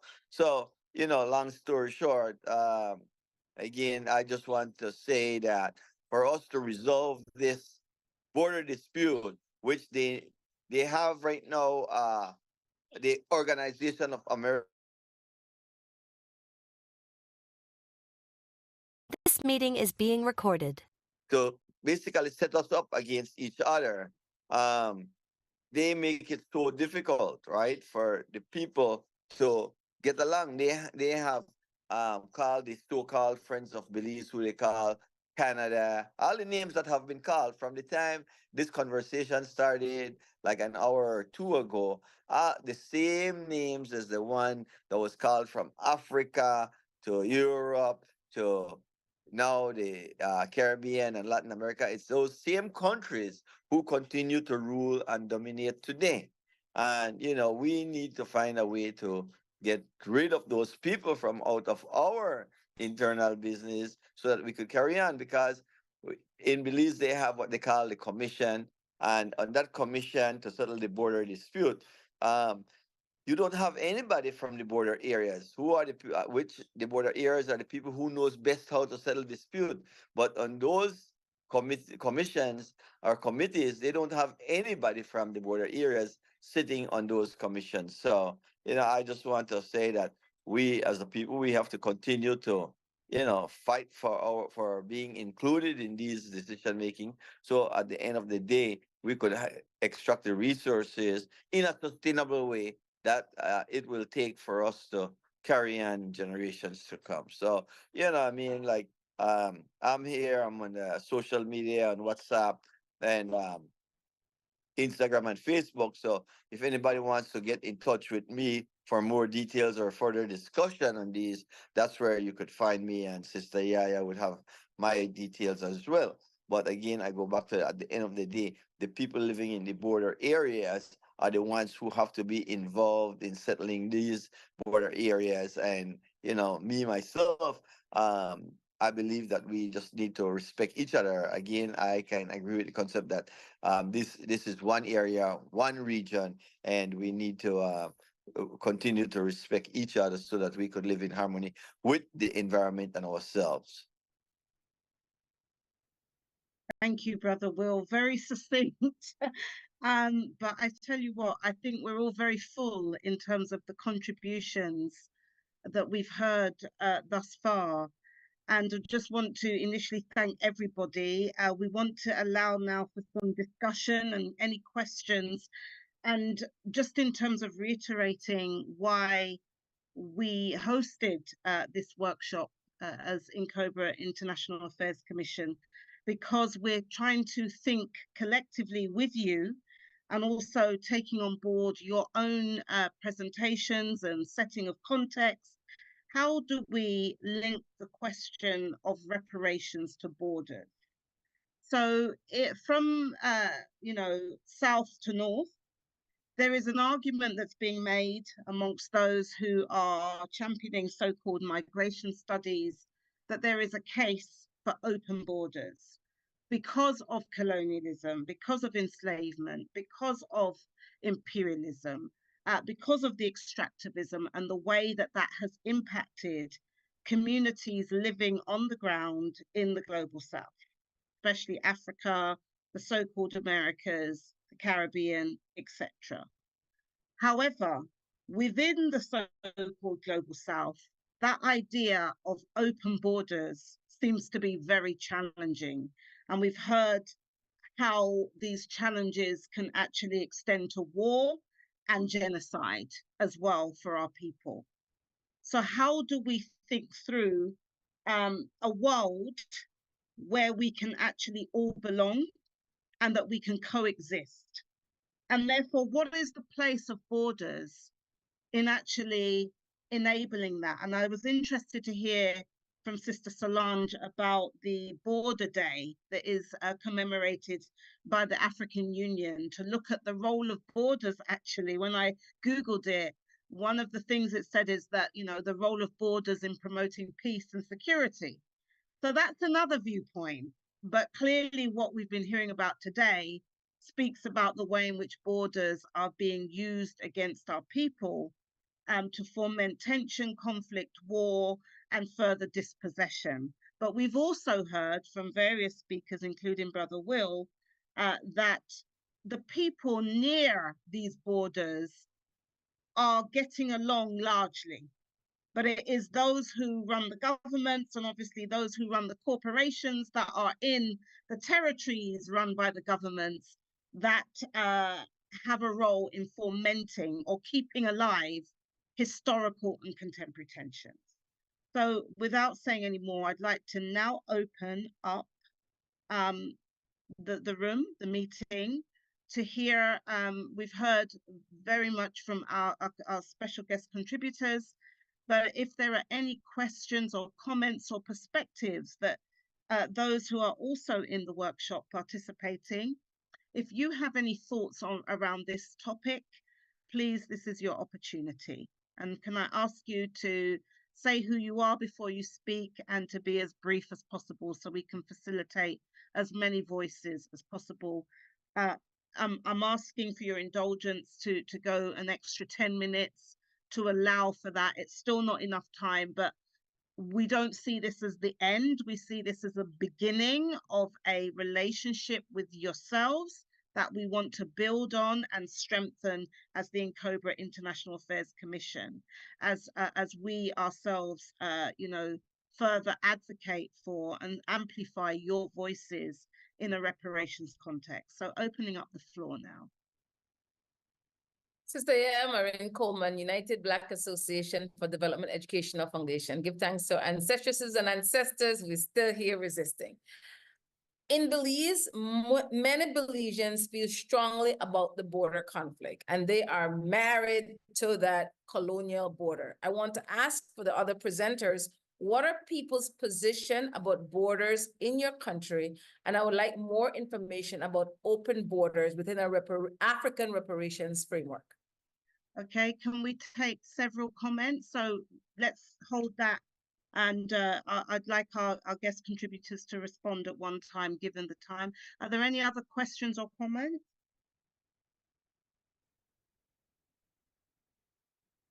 From anyone else?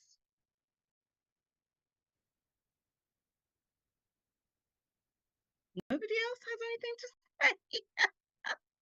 Really? I say something? Yes, who is speaking? Manisha.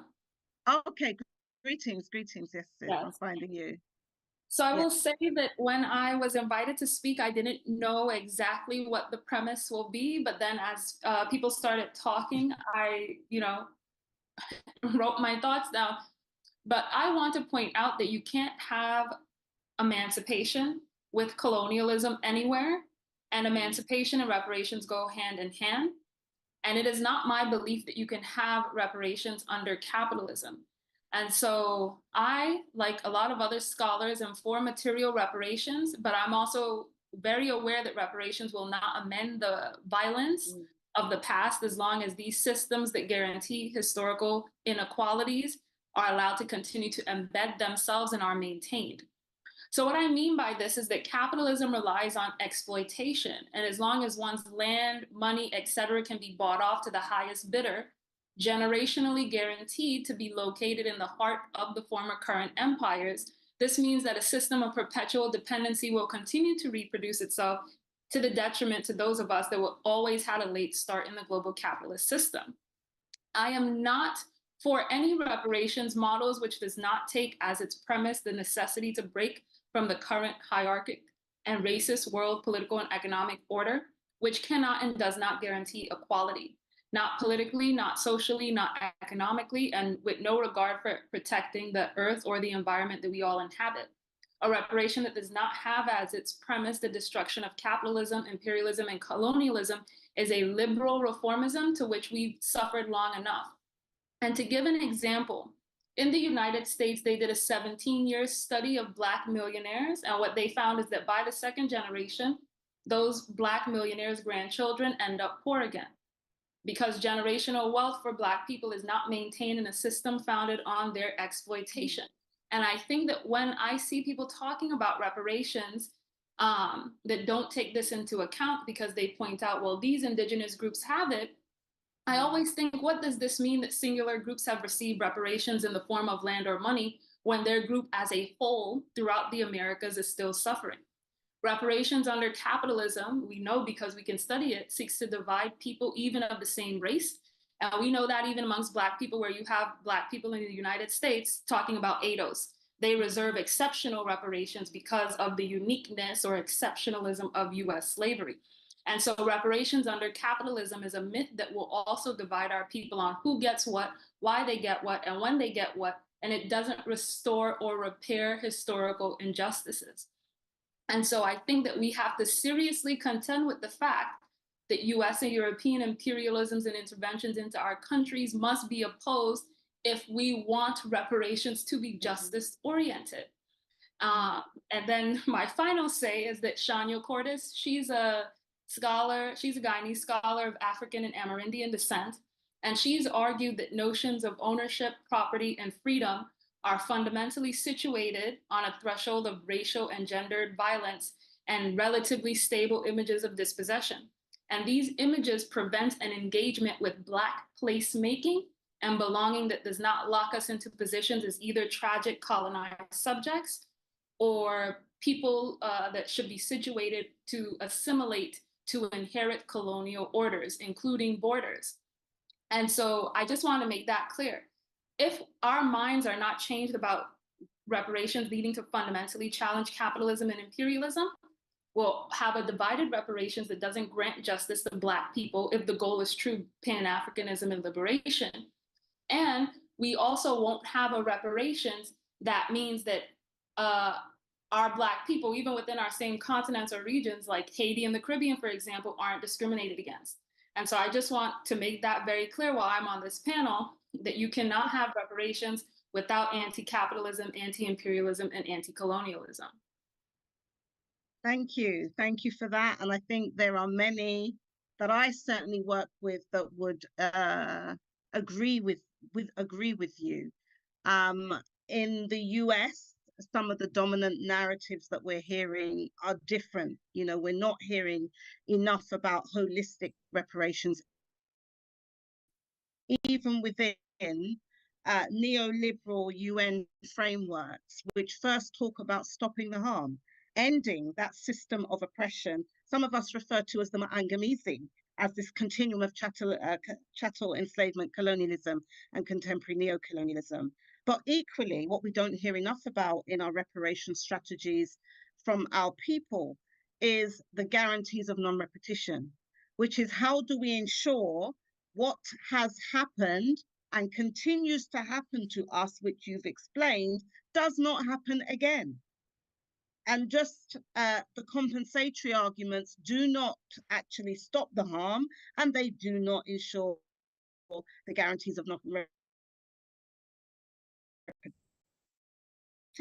And in fact, support of reparations, because we cannot be rehabilitated when we are constantly being, misruled and divided and competition because of the imperialism, the capitalism, and the colonialism.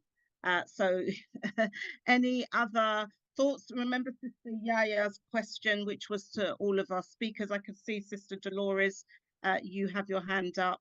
But the question from Sister Yaya was about how people in your own country's jurisdictions relate to these border disputes, and obviously for us to say a bit more about open borders. But let's hear from Sister Dolores first. Thank you. And Brother Shabaka as well. Sister Dolores? Okay. Brother Shabaka? Yeah, thank you, Sister Co-Chair. It's been a pleasure joining. I got my white hand up because I wanted to create a contrast as we begin to have this powerful conversation here.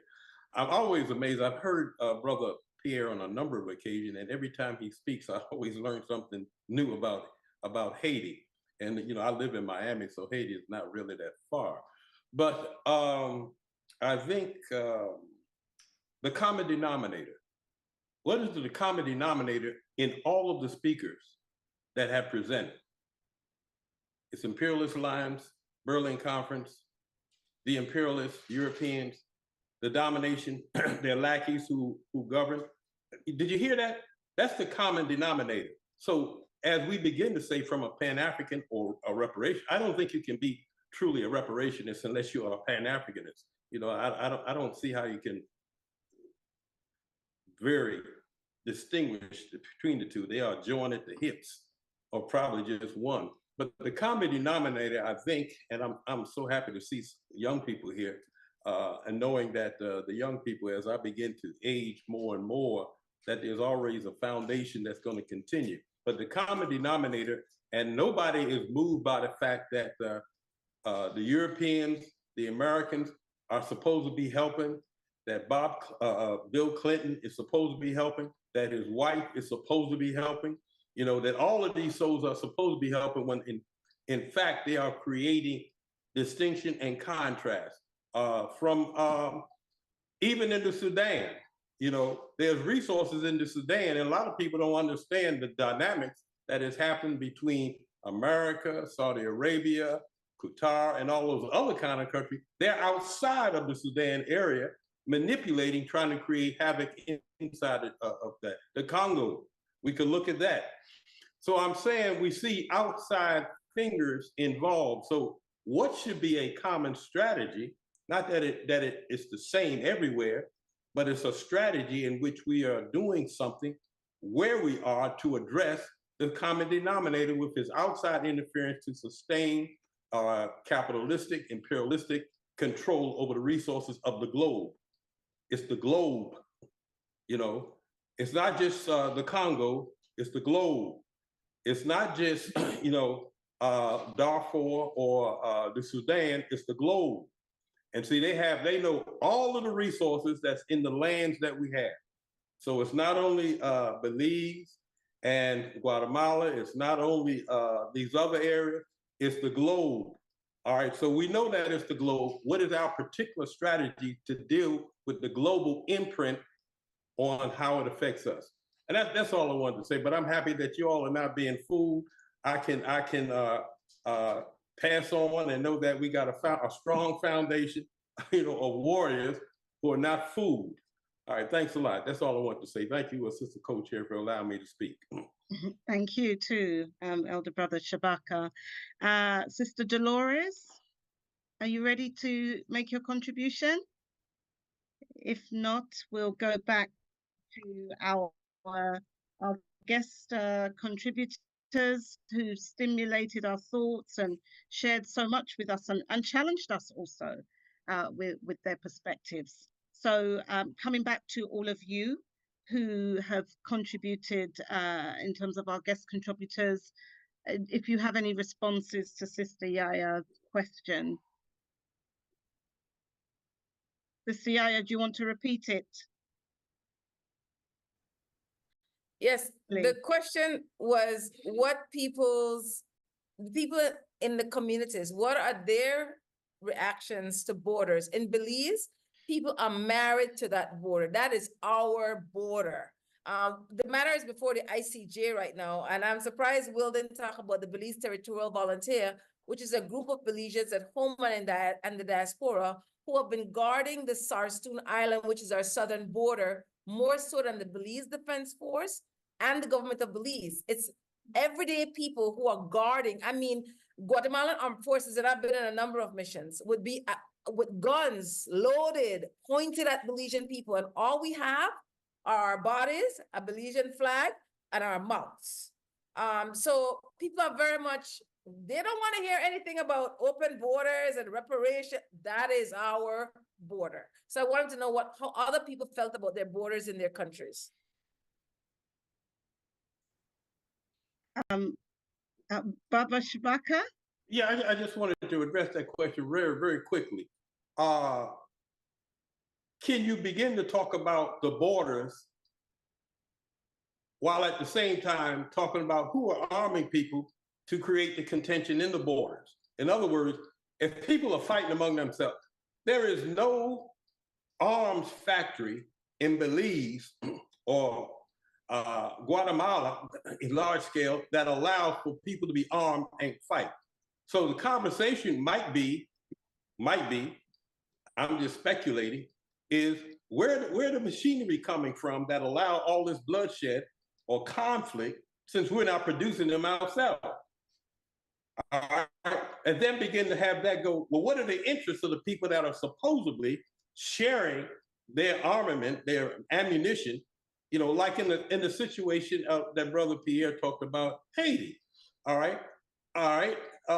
We know that arms are coming in. The United States is supplying arms to those so-called gangs, which are really paramilitary. All right.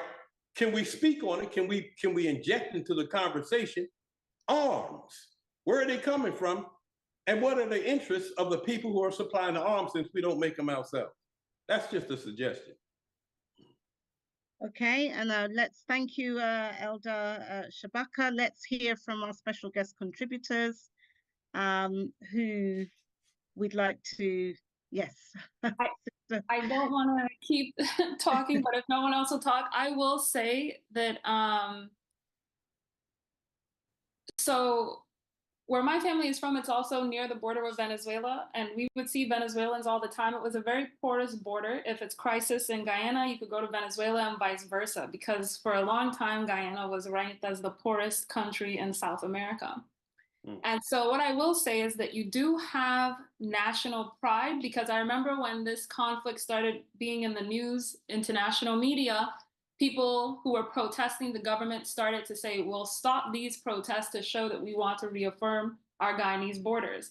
And of course that's going to happen because the national liberation movement that you won your independence said that this was your state, you know, this is where you live, this is your territory. I think the problem becomes what Mr. Shabaka was talking about, and that is, given, you know, that these states are independent, they have their flags and they, you know, they have their borders, who is supporting what?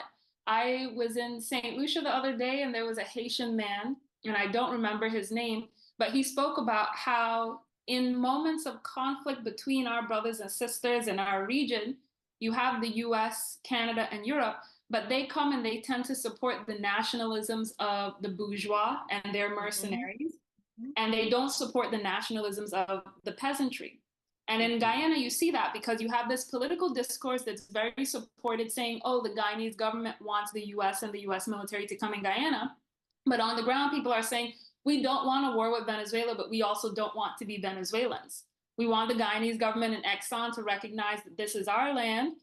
We don't want a dirty environment with oil. The oil isn't going to develop us.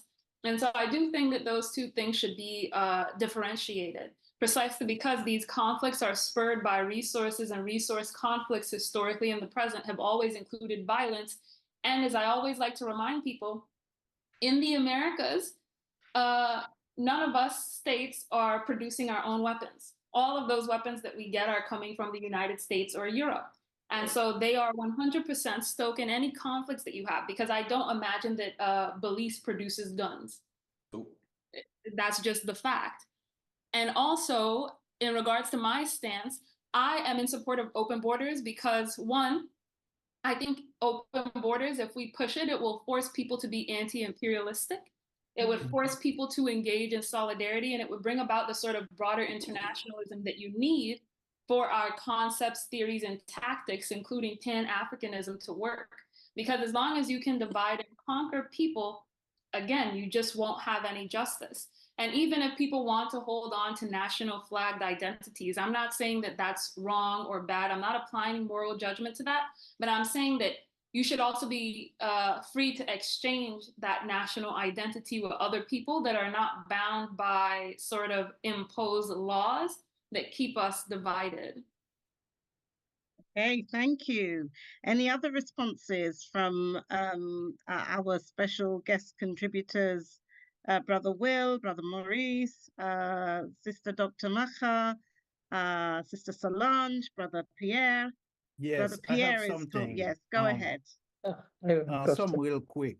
When the situation, when the Dominican, after President Aristide was elected initially, and the Dominican Republic president, a real right-winger, who worked with Trujillo, the murderer, and he wanted to have conflict between Haiti, the people of Haiti, and the people of the Dominican Republic. So he expelled a number of thousands and thousands of Haitians, brutal, into Haiti. And in Haiti proper, there were many Dominicans who were living there, earning a living and what have you. I'm talking about the early 90s. So President Aristide and people wanted, some people say, well, we have to retaliate. He got on the radio immediately. And he said, the people of Haiti and the people of the Dominican Republic are two wings of the same bird. The people of the Dominican Republic living in Haiti and those over in the DR, they are our sisters and brothers. So with that, the Dominicans in Haiti took to the streets and marched in solidarity for greater communication and brotherhood and sisterhood. So it's that kind of vision that has to be presented. Conversely, on the border right now, where the Haitian peasants are building a canal to increase food sovereignty. But the current president of the DR, who's a racist, Abinader, and he's involved in all kind of, I talked about him earlier, he's involved in all kind of shenanigans with the Clintons against the people of Haiti. He's been opposed to the Haitian peasants building a canal to increase to water their crops. And so, and he has mobilized the Dominican military. And this is to support what was being said earlier, that it's the elite fighting against the people, fighting against their own people, fighting against the people of Haiti, and in other lands as well, and trying to set us up to fight against each other.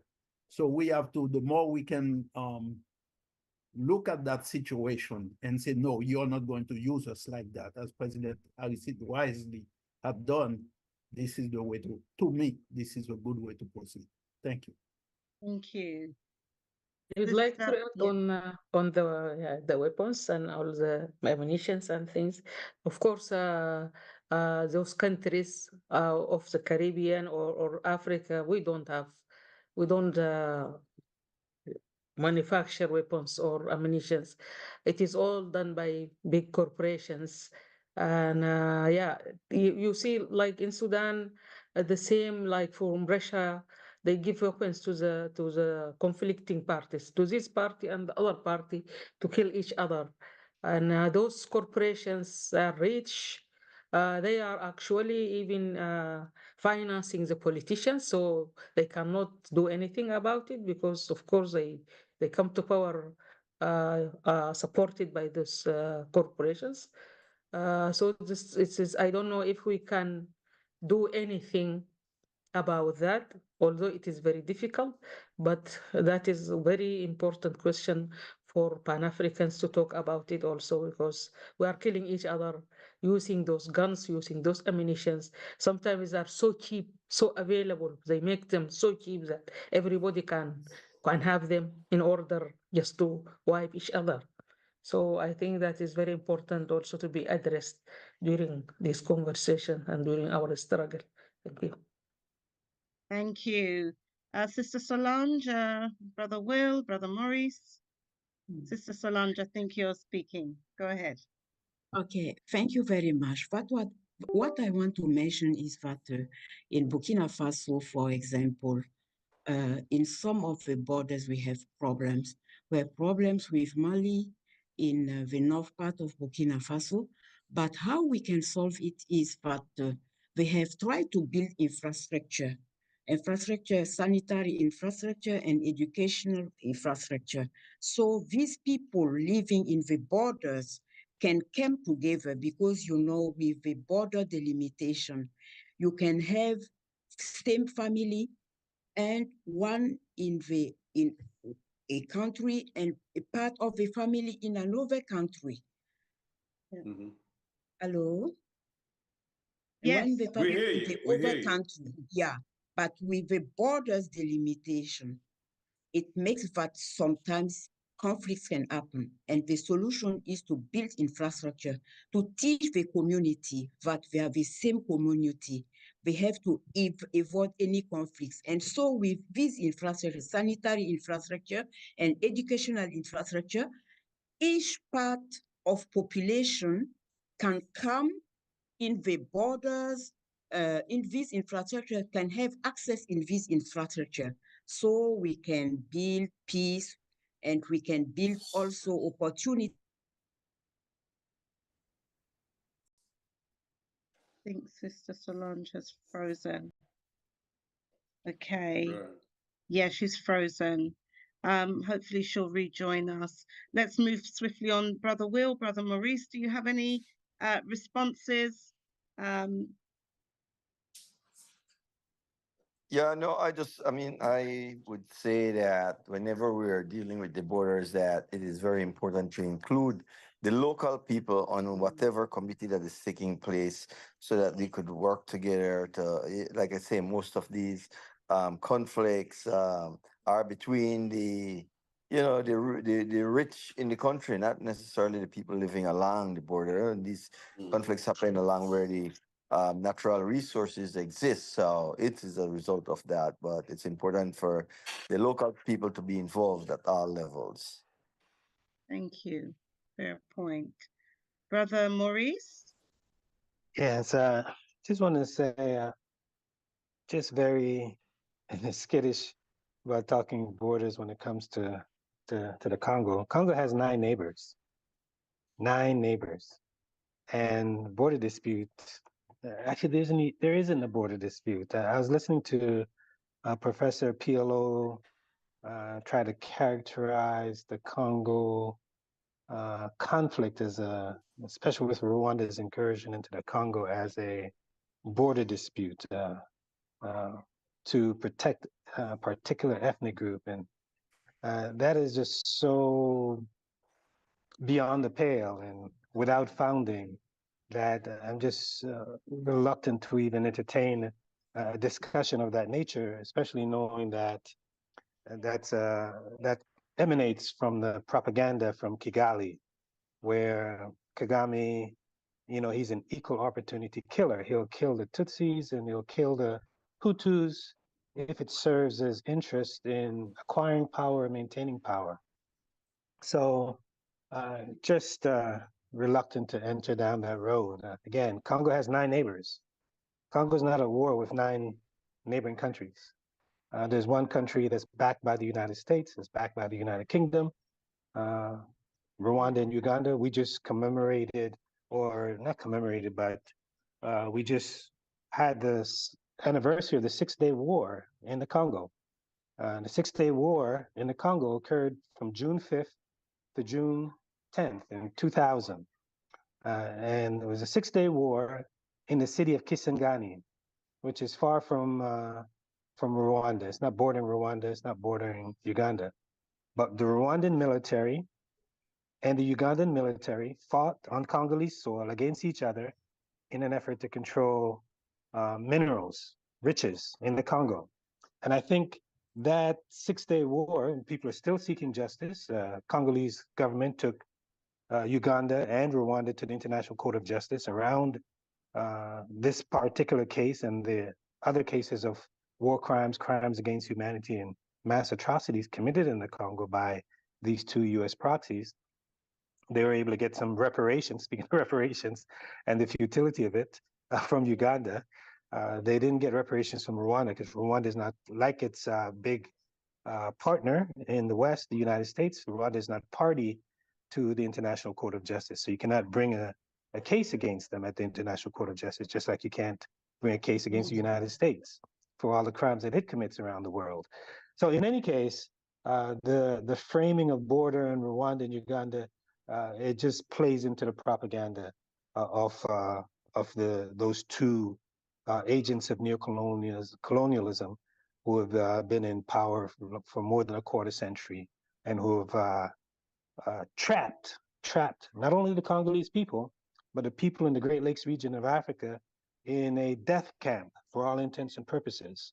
A space where we're talking about what the United Nations says is an experience of deadliest conflict in the world since World War II. And they've only been able to do that because of the backing that they get from Washington, from Paris, from Brussels, and from London. So the issue around the Congo conflict is not a border issue. It's a geostrategic question. It's been that way for control of Congo's riches, strategic minerals, precious minerals that are vital to the functioning of major industries in the West. I think Ali Mazrui said it best. He's known for his series on the Africans. He said, "If the Congo, then he was talking about Zaire. He says Zaire was to cease exporting its cobalt out of the Congo, and this is before the electric vehicle. He says it was cease exporting its cobalt out of the Congo, it will ground the entire NATO flotilla." That was what Ali Mazrui stated, which centers the critical nature of those minerals to not only the functioning of today's electric vehicles and all that, but the military industrial enterprise, both in Europe and the United States. And you have Kagame and Museveni, who are hand in glove with the empire, with the imperialists, with the capitalists, in exploiting the Congo to the detriment of the Congolese people. Thank you. That point is very well made and taken about the way in which we're framing this dialogue and how it's not necessarily appropriate for what's going on in the Congo. And I guess the framing of borders and land, it's not just about borders, it's also about the land, it's about the enclosures, it's about the way in which the world is currently configured and who configured it in the way that it is. And what do we need to preserve what has been configured, even if we have been part of configuring it? And do we also recognize, in terms of the geopolitics, the way in which sometimes focusing on a particular landmass, even when it is geopolitically important and significant to the whole world, what does that mean in terms of the current polycrisis that we're experiencing and the way in which we're framing our strategies for liberation and our struggles? And are we preserving the world order, or are we seeking to change it and transform it? But Sister Solange, you got cut off. We're going to hear from you, then we're going to hear from Elder Brother Shabaka, and then we are going to close out to respect your time, everybody's time. Thank you, Sister Solange.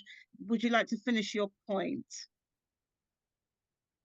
Okay, I just wanted to mention that what happened in Burkina Faso, Mali, and Niger nowadays is not really a matter of borders. It's a matter of geostrategic interest, because these places where terrorism are coming and attacking are places where we have many, many minerals. These are places of interest for exploitation and so on. So it's not a specific matter of borders. Thank you. Baba Shabaka. Oh. Yeah, I'm. Can you hear me? Yes. Yeah. Okay.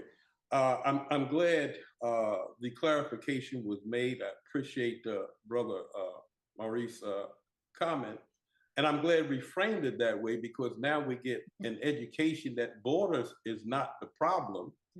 In a Pan-African expression, it's not the problem. It's like me going from Georgia, all right, into Florida. It's not a problem for me to cross Georgia, the state of Georgia, into Florida.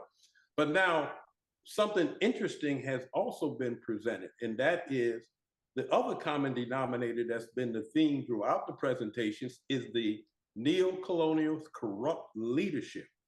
So you take the guns that are used, all right, to create and kill and create conflict, instruments to conflict, and then you take the puppets, the corrupt leadership.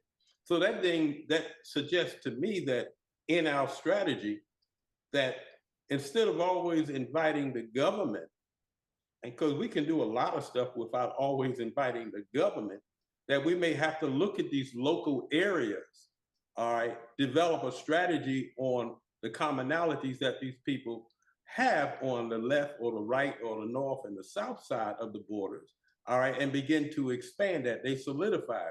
I mean, I used to go to Kenya and Nigeria, and every time during election time, people be living, different ethnic groups be living right next to each other. Election time comes up and they fighting. It's crazy. I've never seen anything like it. They live for 20 years, right next to each other, all right, different communities, all right, ethnic communities, all right, and then election time comes up and they want to fight, all right. Well, that's inspired by the leadership of those ethnic communities being funded by outside interests to keep that conflict going, so that they can get in power the people that'll sustain that conflict among various groups. So I'm glad we've had this combination. It's not borders, it's actually the corrupt leadership. And of course, as was pointed out, we don't make the guns, all right? The guns are imported.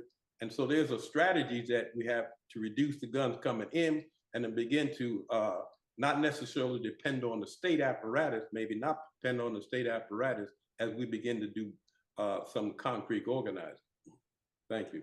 Thank you. And I'm going to call on Brother Morgan, our co-chair of the INCOBRA International Affairs Commission, to do our closing out and vote of thanks. And I just wanted to, in terms of me speaking, leave us with this quote that I think is relevant to our discussions today.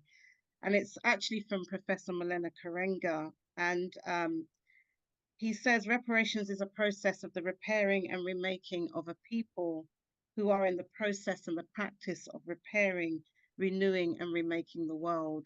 I'd like to suggest that repair, the true root of the term reparations, which often gets reduced to being about money and compensation, but the repair of all of the issues that we've been speaking about requires us to continue remaking the world as our forebears did, and not just to accept the world as it is, because the way the world is being run is actually leading us to a precipice of destruction, continued genocide, ethnocide, ecocide.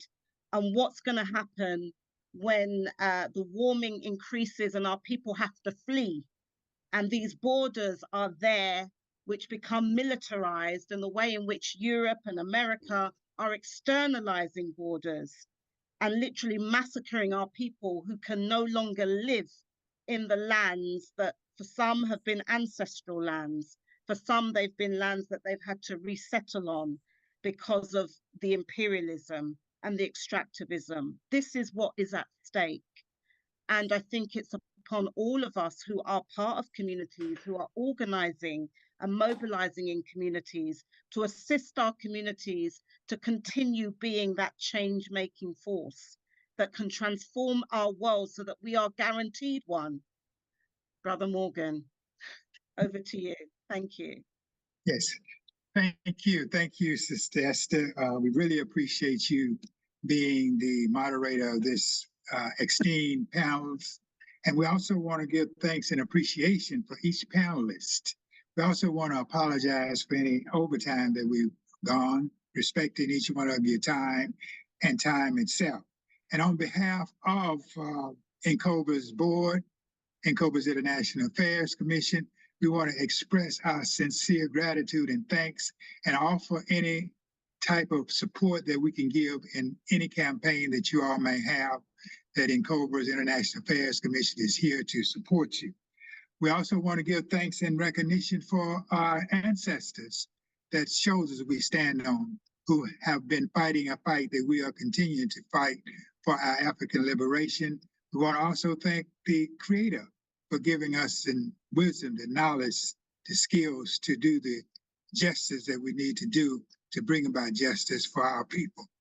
And as we go back to our individual respective countries, we don't want to be short of expressing to you our African flag that we support and look forward to being implemented.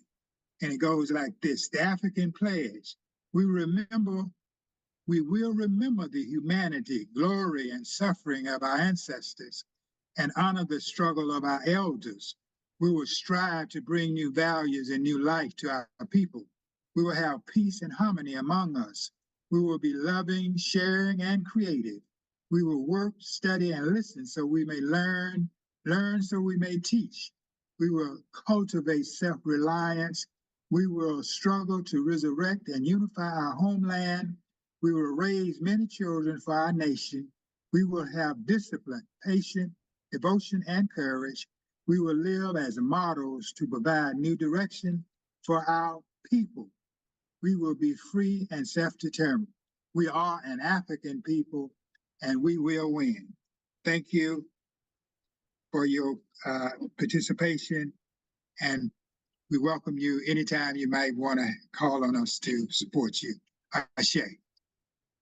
Thank you, Brother Morgan, and to all of you, and Sister Fatima as well, in terms of the translation. Thank you so much. And to all of you who have supported this evening, who've been listening, who've been taking notes, who have been, contributing in other ways. We're very, very grateful and appreciative. And as we said earlier, this is not the end. We want to continue building and working with all of you, and also amplifying your voices in terms of the works and the campaigns that you are involved in. Excuse me, Sister Esther. Yes. Yeah, could you probably give them our link where they can keep it, where we can keep in touch? You know. Yes. Okay. Okay. Yes. Good idea. So we actually, okay. So I'm going to put it in the chat, our email, and cobrainternationalaffairs@gmail.com. And we have a listserv.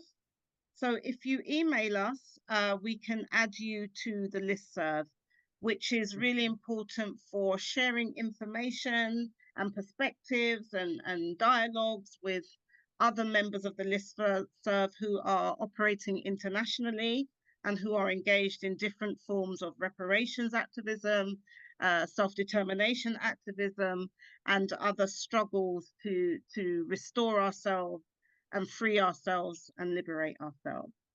So in Cobra International Affairs, sorry, I missed out the Gmail, at gmail.com. And that's how you can get in contact, because we have to add you to the listserv. Okay, so that's the best way. But thanking you all and for staying, and for our special guest contributors for being so generous with their time and their input. I think we've all learned a lot, and we appreciate and value you very much. Solidarity forever. Forever. Forever. Forever. All right. Yeah. All Free right. the line, family. Take care, everyone. Free Bye, the line. enemies. And I'm going to Bye. Forward ever. Or whatever. as we drop off, just going out to some fella.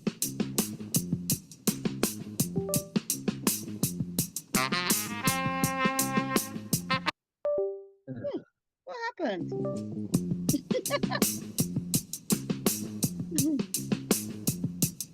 Well done. Aiko, Aiko.